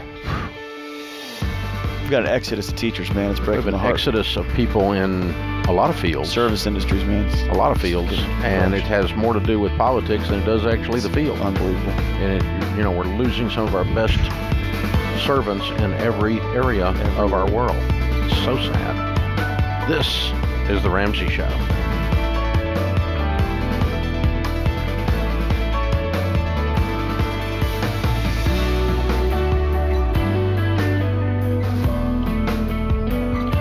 This is James Childs, producer of The Ramsey Show. You can listen to all our shows with the Ramsey Network app on your smartphone. Browse by topic or even send clips to your friends. Download the Ramsey Network app in your favorite app store today.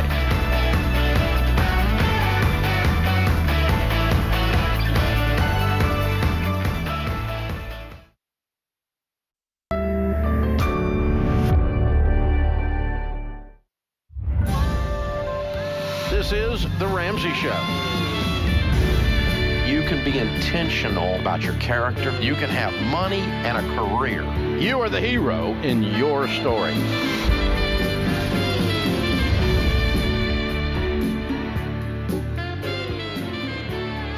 Live from the headquarters of Ramsey Solutions, broadcasting from the Dollar Car Rental Studios, it's The Ramsey Show, where debt is dumb, cash is king, and the paid-off home mortgage has taken the place of the BMW as the status symbol of choice. Heidi is with us to start off this hour in Portland, Oregon. Hey, Heidi, welcome to The Ramsey Show. Hi. Hey, what's up? I'm enjoying baby step 7. Yay! Way to go. So my husband and I have a specific question. We have a prepaid legal plan that we use to do our will and stuff, and we pay monthly payments, which irritates me.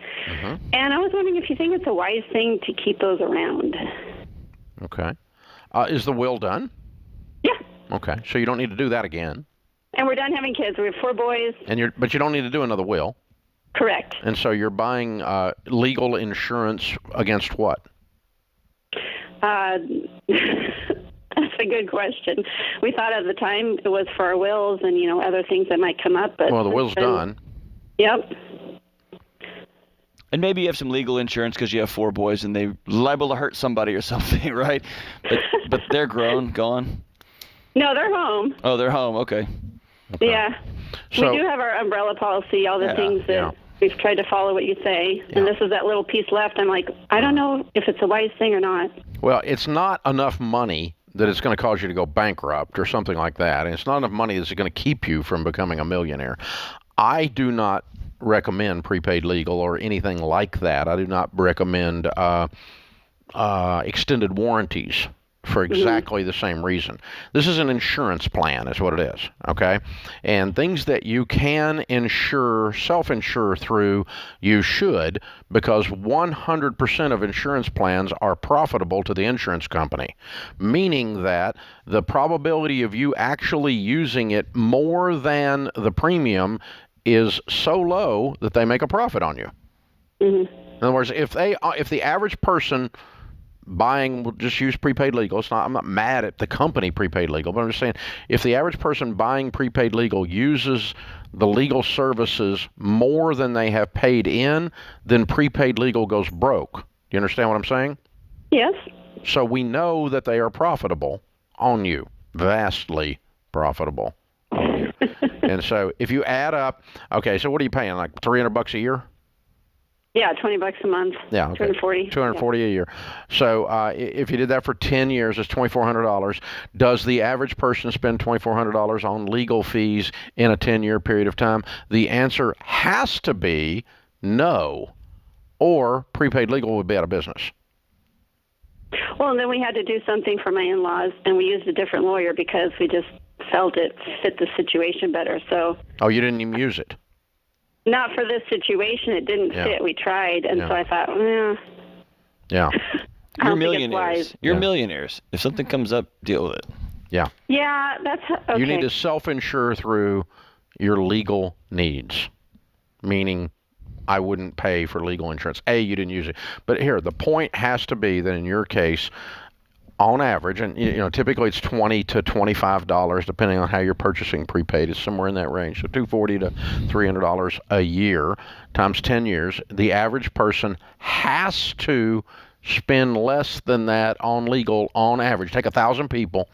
Out of the 1,000 people, the typical person in there has to be less than $2,400, or prepaid legal is not profitable and they go out of business. They can't pay their secretaries, they can't pay their building rent, they can't keep the lights on, they can't pay their taxes. So they have to make a profit to cover their overhead and then actually make a profit, which is their reason for being in business. And so we just know, because that's the way insurance works, that you you self-insure through this kind of thing. That's why I don't buy extended warranties on anything. And Best Buy, when you go in there, they'll sell you an extended warranty on a number 2 pencil. They're unbelievable. And so they make more. Best Buy does not make a ton on electronics. Their margins, when you buy a TV there, you get a really good buy because there's not much margin on it. They make all of their money on 90-day same-as cash that turns into 38% interest with the finance company, and on their Best Buy credit card, and on the extended warranties. And they're a highly profitable company on those items. But it's not, the TVs are just a trick to get you in the game. The dishwashers are just a trick to get you in the game. And then they make their money on this stuff. And so, and once you understand that, then you quit playing. You quit going, I'm not buying extended warranties. Because, they're 87% profit and marketing cost. 87%. Wow. The actual statistical use of an extended warranty is 13%. 13 cents on the dollar, you can self-insure it.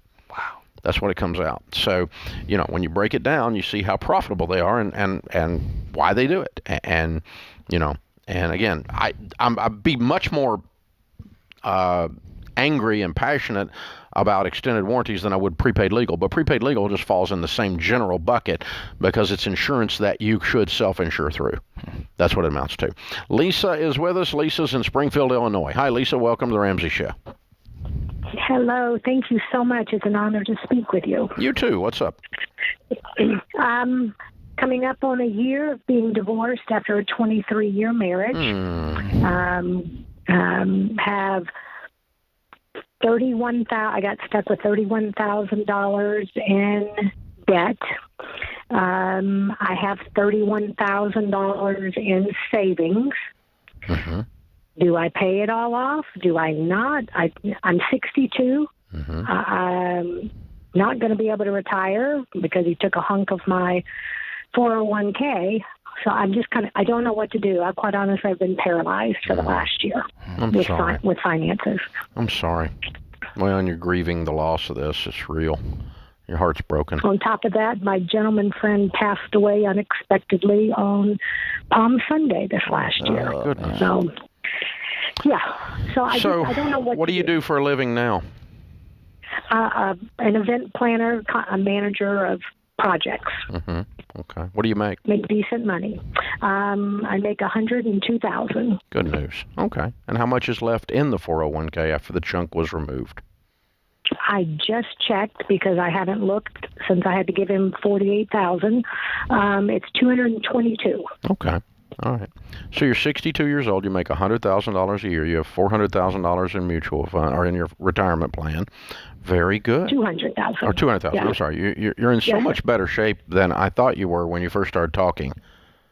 Your checkbook's in much better shape than your heart is. Okay. And your broken heart is clouding your vision on your checkbook. So I would be very comfortable mathematically in having you write a check out of savings and becoming debt-free today and living on a budget and building up your emergency fund as quick as you can. But I want you to work on your heart too, kiddo.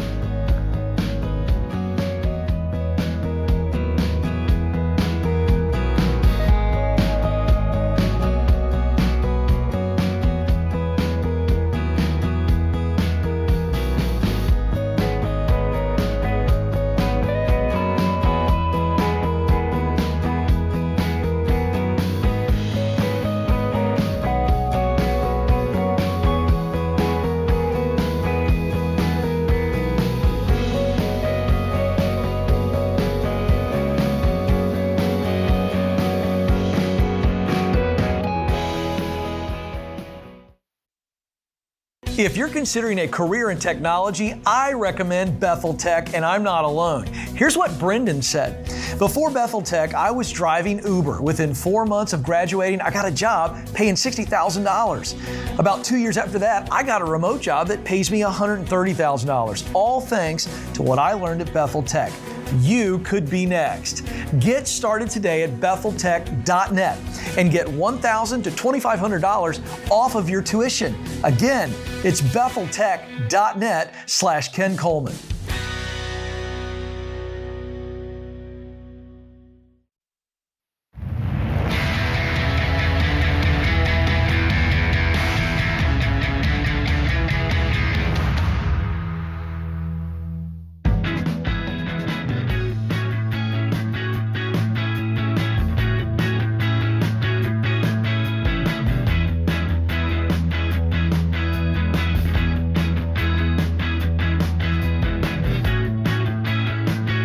Can't get my head around the fact that Christmas is here in 24 days. Wow. And a lot of people are pretty stressed out right now. I mean, you got travel, you got bigger grocery bills, you got gifts yet to be purchased, and Christmas sneaks up on people like they move it or something, you know? I mean, it just, and really, I kind of feel the same way just a second right now. It's 24 days? Oh my goodness. Wow. It doesn't have to be that way. You can have a plan for every part of your money, including Christmas, which gives you a sense of power, gives you a sense of confidence. And we teach you how to do that in detail, in depth in Financial Peace University. It's the class you should have been made to take before we let you out into the world. You know, we're not taught this stuff. Financial Peace University teaches you how to get out of debt, save money, become wealthy, outrageously generous. The average household saves $2,700 and pays off $5,300 in debt just in the first 90 days. And right now, FPU is available in a Ramsey Plus membership. That's how you get in. You do not have to live with a stressed out Christmas every year. Make 2022 the year you finally start winning with money, where you're telling your money what to do instead of wondering where it went. Get started right now. Or you can even give Financial Peace University a gift. Just visit RamseySolutions.com/FPU.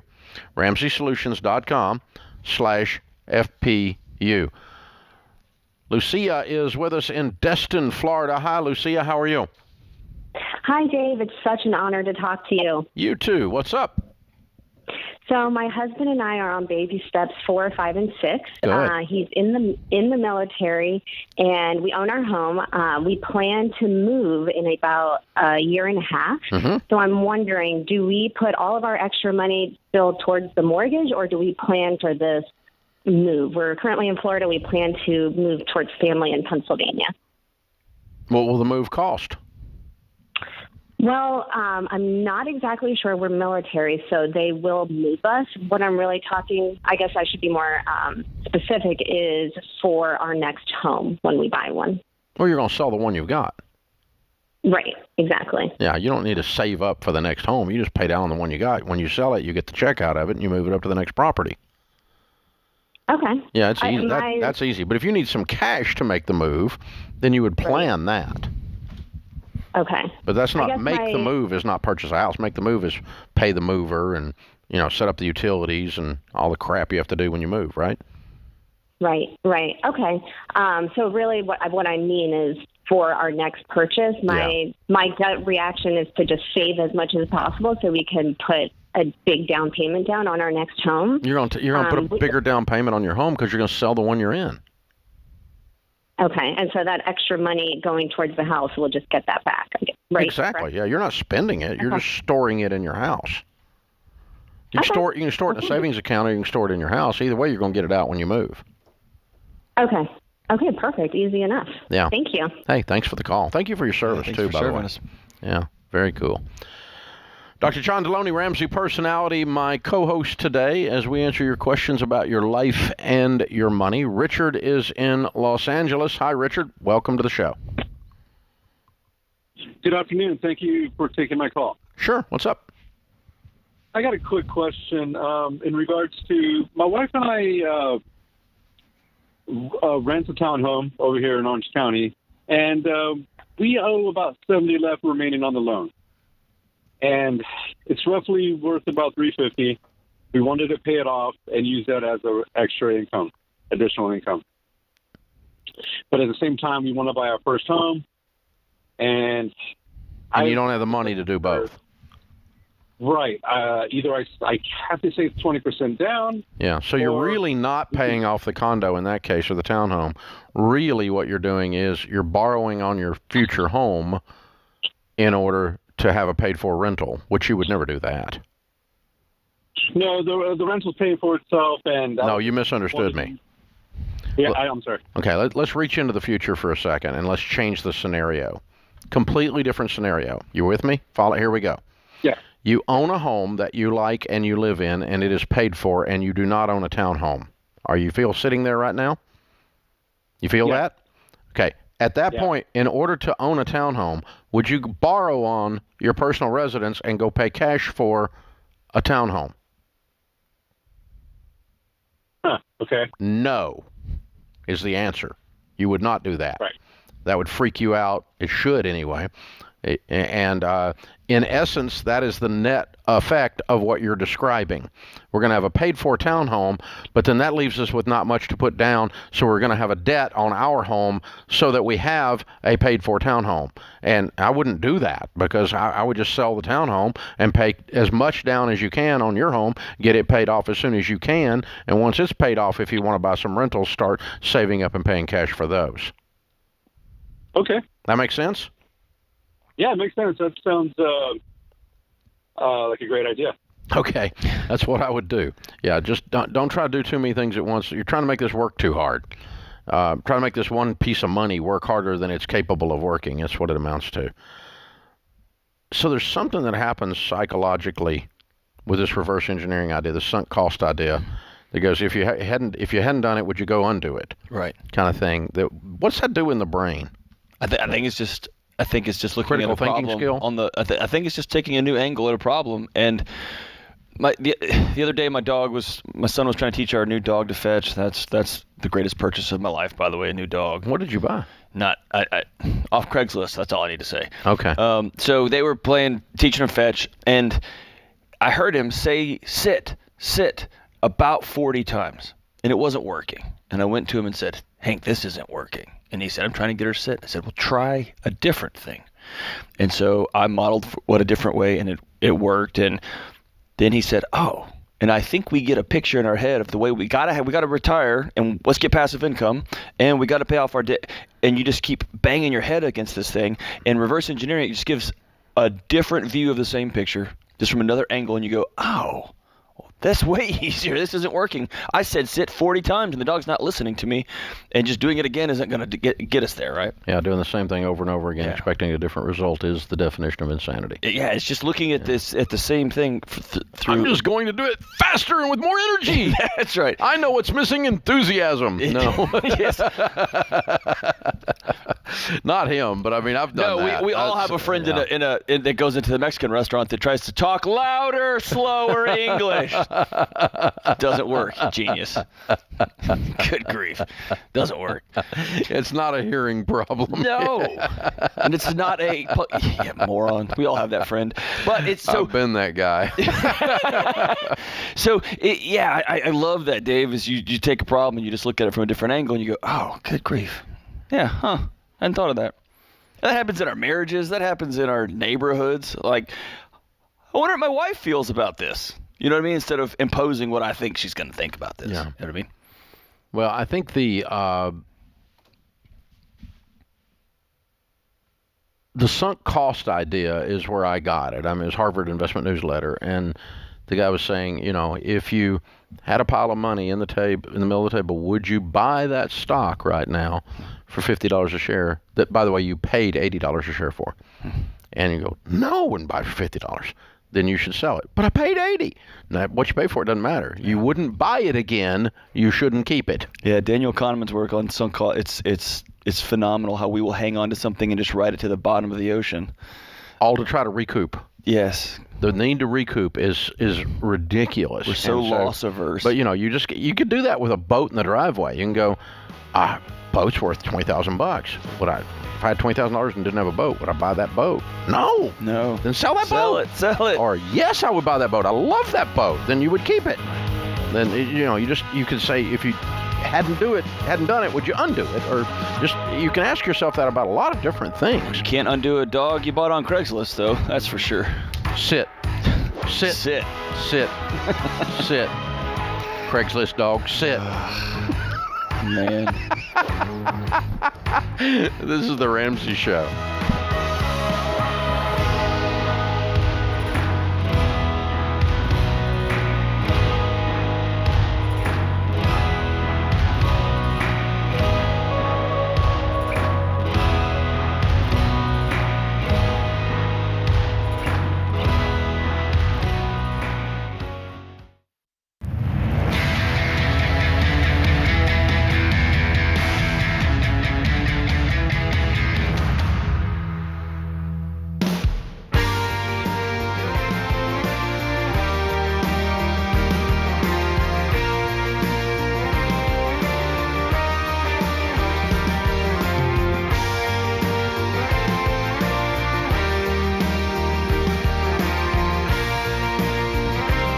Of Ramsey Solutions on the debt-free stage. Eric and Andrea are with us. Hey guys, how are you? Hey, We're Dave. doing well. How are you? Good to have you. Where do you guys live? We live up near Traverse City, Michigan. Oh yeah, we've got a good friend there. Dr. Meg Meeker is there. Oh, yeah. Nice. Yeah. Very cool. Good to have you guys. How much debt have you paid off? $110,900. All right. And how long did this take? 4 years and 1 month. All right. And your range of income during that 4 years and 1 month? We were 75,000 to 110. Okay, cool. What do y'all do for a living? I'm in heavy civil construction. My wife's a stay-at-home mom and has a side hustle. Oh, what's your side hustle? Well, I'm a reseller, so I started good. on eBay, and I do Facebook Marketplace. Cool. Clothing or? Actually, children's books. Oh, good. Yep. That's good. I homeschool, so that's kind of how that got started. Yeah, perfect. That's a good idea. A lot of people doing reselling in those situations do very well. I hope you do. Congratulations, you guys. Thank you. Thank So you. what kind of debt is the $111,000 you paid off? It's our That's house. Yo, look at it, weird people. Way to go, guys. Yeah, thank you. Very cool. So what's this house worth? Two, maybe? Yeah, 250-ish, possibly, somewhere in there. The We market's don't really pretty know. hot. It's kind of crazy. So. That's close enough. I Yeah. like it. Very cool. Good for you guys. Well done. Thank you. All right, what put you on this journey and how'd you connect up with us? I'd heard of your program when I was single and went through the FP University, never really did anything with it. And then, I don't know, we just decided after we refinanced our house here 4 or 5 years ago that we're going to start doing it and pay our house off. Yeah, when we refinanced our house, we were trying to get rid of the PMI, and we actually used Churchill to do that. Our credit wasn't great, so that was wonderful. We got our interest rate down like 3 points. Yep. Wow. And got rid of Because PMI. when we bought our house, it was in 2008 when all the rates were really high, and so that made a big difference. Yeah. Yep. Okay, so a lower rate and got rid of the PMI and then get after it. Yeah. Yes. So was it just kind of you looked up and said, okay, with this lower rate, we got to do something with this. We got to knock it out. That was kind of the first step. We knew we'd have some extra money if we refinanced. We did have a little bit of a hiccup because when we refinanced, we realized we were in a flood zone with the new mortgage company, and it was a different flood zone than we were paying for before. So we had to pay for We basically survey? got an elevation certificate and then a survey to get out of it. Yeah. But that cost a little bit of money, so that slowed things down a little bit. But Yeah, it was a process, and we just worked through it. Yeah. Very cool. Very cool. That's such a great construction answer. We used the process. We figured it out. Yeah. That's Well, incredible. That's what all construction is. It's a process. And then we'll figure it out. Yeah. Yep. Very good. Way to go, guys. You don't have a house payment. We don't have a house payment. How weird does that feel? I mean, how do you feel? Very excited. Very happy about that. Yeah. How long y'all been married? 17 years. Yep. You ever been 100% debt free during that time? Never. Wow. Have you had that first big paycheck deposit and Yeah. you've got no mortgage payment? Yep. We actually paid it off in June. Okay. So, Yep. yeah, we've been saving up to come here and do Tell things to a listener who can't imagine a world without a mortgage payment, tell them what it feels like to get a check. Have no payments in You the just world. look at it. Well, we're looking at our budget for next month, and we haven't done it quite yet because we're on vacation for another week or so. And I'm like, okay, we're not saving for this trip. We're done saving for Christmas for this year. There's a lot of money there for this month. So we haven't really decided what we're going to do with that yet. Such problems to have. I see one of your beautiful children over there waving, saying, I know what you can do with that money, Mom. Yeah. Yeah, I'll bet they do. They probably got a bunch of good ideas. Yeah. I bet so. I bet they're helpful. Oh, yeah. What was the hardest conversation y'all two had together? Like somebody at some point in this journey said, I can't, come on. I need a new fill in the blank, or can we please what was the hardest conversation y'all had? I honestly think it was after we paid off the house, trying to decide what to do next with the money. I wanted to come here sooner, and there were some things that we needed to do first, money-wise, and so we actually got into a little bit of a fight. Otherwise, we didn't really fight too much about the money. No.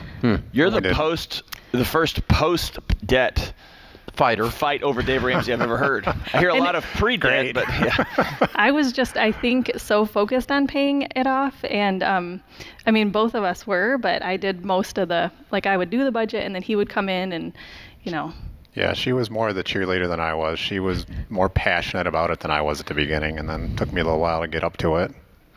It was just a process. You had to figure it out. Yeah, right? pretty much. That's Very so cool. great, man. And I will say, when we refinanced our house, looking at our budget, I was like, I want to get this done in 5 years. We want to get this done in 5 years, but we did not have the budget for it at all. And so I knew it wasn't possible, but I kept saying, 5 years, we can do this. And we did it 4 years and 1 month. Well, your income went up. The income went up, and then because you kept saying 5 years. Yeah, probably. Yeah, you got to have some income to make the 5-year thing work because it wasn't going to work otherwise. Right. Yeah, that's what you're just looking out there. It's amazing the magnetic pull, what it does. I mean, it's just once you decide something and set a goal on it, it's like whoop, it just changes everything. Well, way to go, you guys! You brought the kiddos. Bring them up. What are their names and ages? Alex is 15, Annie's 13, and Edward is 10. Ah, very cool. Very cool.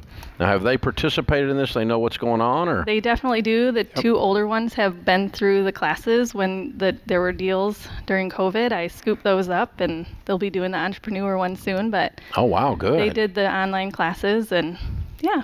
Very cool. So they did the Foundations in Personal Finance Homeschool? Yes. Ah, very good. Yeah, a lot of people scooped that up during COVID. Yep. Yeah, very good. Very good. Good. Well, we've got a copy of the brand new book that comes out in January. We're going to give you an early release copy for Baby Steps Millionaires because you're getting ready to be one. Thank you. If you're not already, you get a $250,000 paid for house. How much is in retirement? Around 150 right now. Okay. All right. So you're going to be there in about 3 years. Yeah. 4 years. Yeah. Good. Way to go. I love this. And we'll copy of the Total Money Makeover 2 to be able to give away and pay it forward and get someone else moving on this journey. So excellent job, you guys. Very well done. We're proud of you, heroes. Thank you. You have paid for house. You're weird people. We're weird. I love it.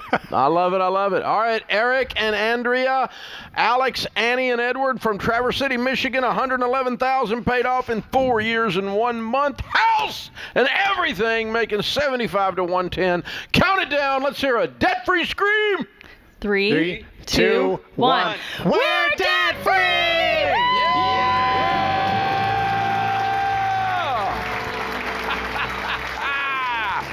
I love it. Wow. Woohoo! I like hearing the kids yell it, man. I wish we had kept the data over 20-something years of debt-free screams of what percentage of the people, when they start their debt-free journey, their household income goes up. Because almost every time, it's got to be in the 90th percentile, something like that. Almost every time, and theirs goes up 75 to 110. Yeah. This is a 32%, 34% increase. Yeah. This is pretty incredible. I mean, people say household income. What happened is they said, okay, we can't do it. We can't do it in 5 years with what we make. They had a mission. They had a why. They didn't even necessarily go, I got to go make more money. They just went, the math doesn't work. And so they ended up going and making more money so that the math would work. And it's just, there's this magnetic thing that happens when you go, I'm going to speak this. This is what's going to happen. It's 5 years. And then boom. It happens. Yeah. When you go looking for opportunity, you'll find it. And you look for places where the world's, beating you down, you'll find it. And you can go like, man, we're going to hit this goal. And you go look and you look and you look and you find it. Wow. So proud of you guys. Well done, heroes. Great job. I love it. This is The Ramsey Show.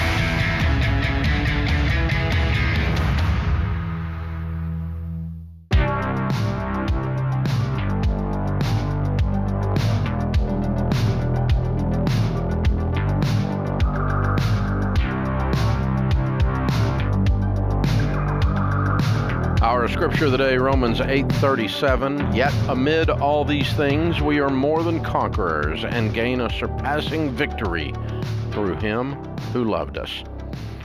Babe Ruth said, you just can't beat the person who never gives up. this would be true.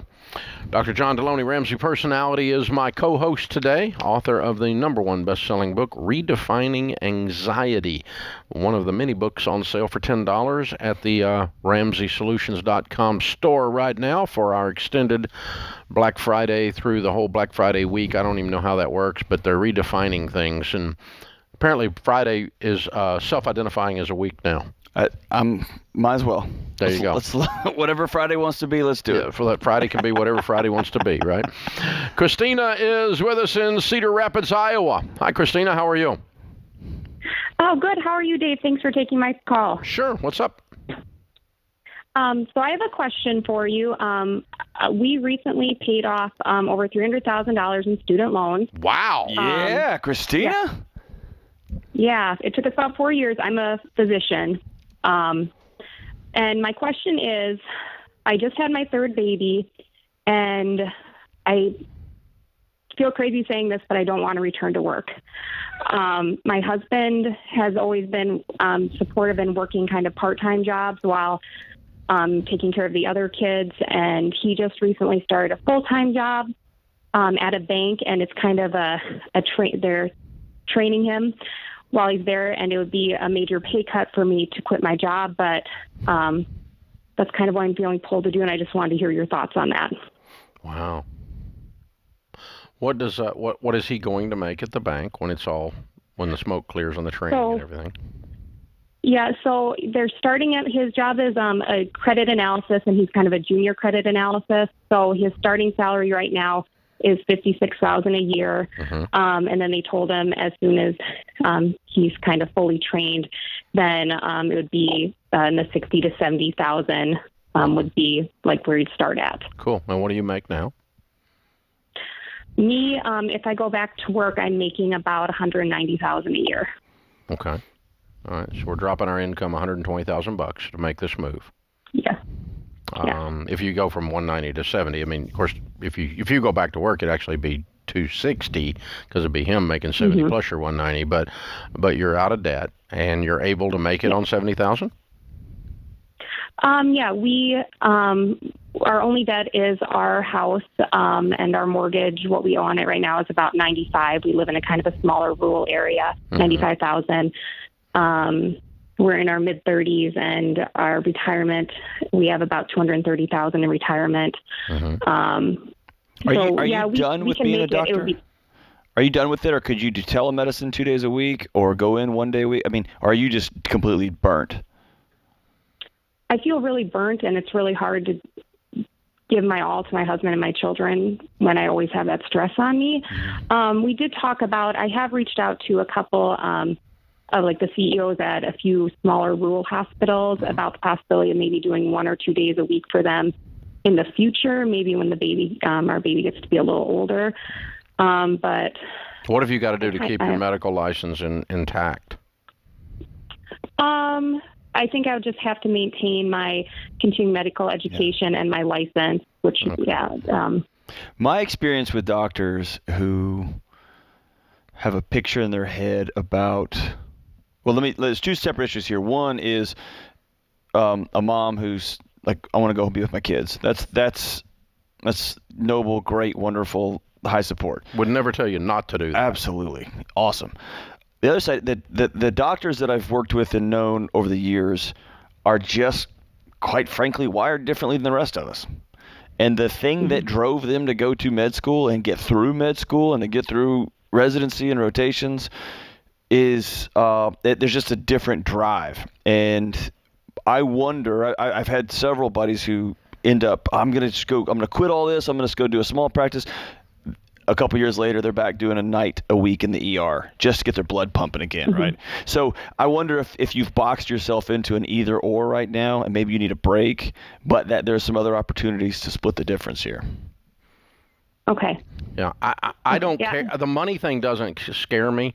What I'm thinking about is if I were in your shoes, the thing I would struggle with the most is not, I want you to be with these kids. That's what you want to do. Let's lay that as the foundation of the whole discussion.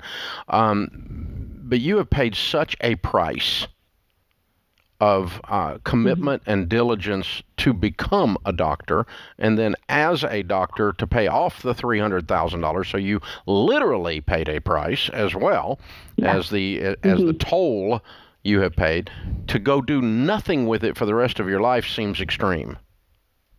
Yeah, I would agree with that. And I think that's what's the hard thing. I think you're going to struggle with that. So I just from a,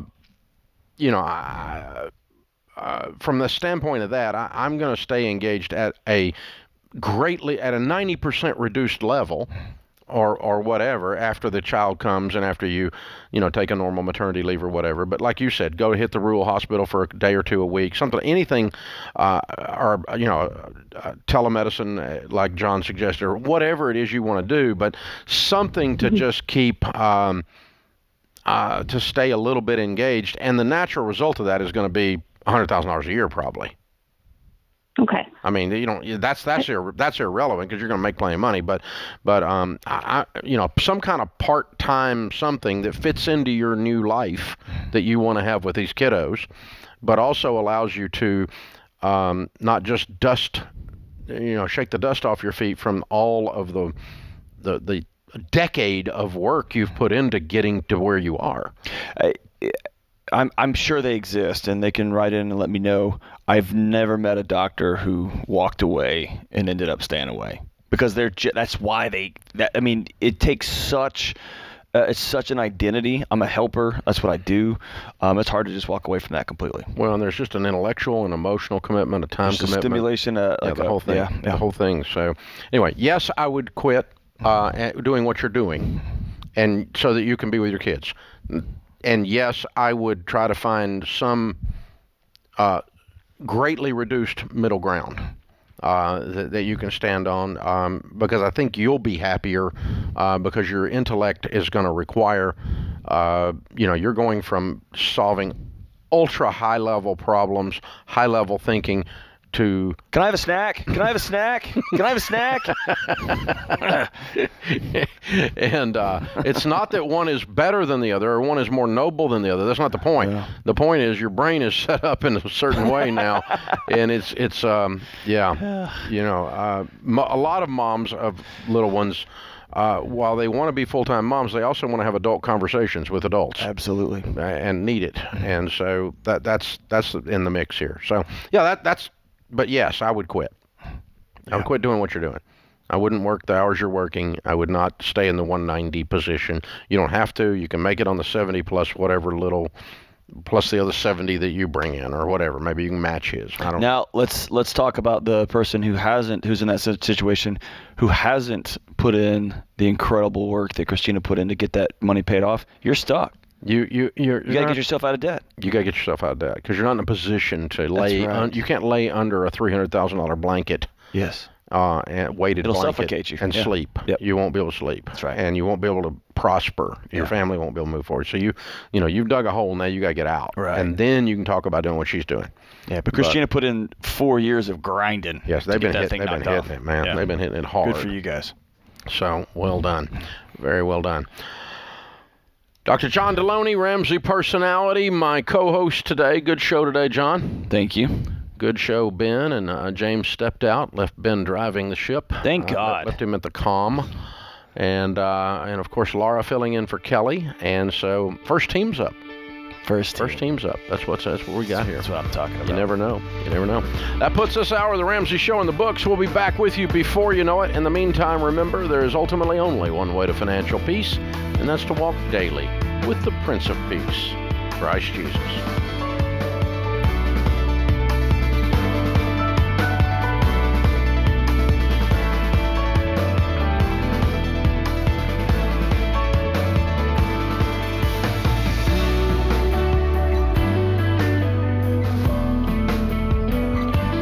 A friend or family member that needs a daily dose of Ramsey advice in their life? Let them know about the Ramsey Call of the Day podcast. It's a quick hit of advice about life and money in under 10 minutes.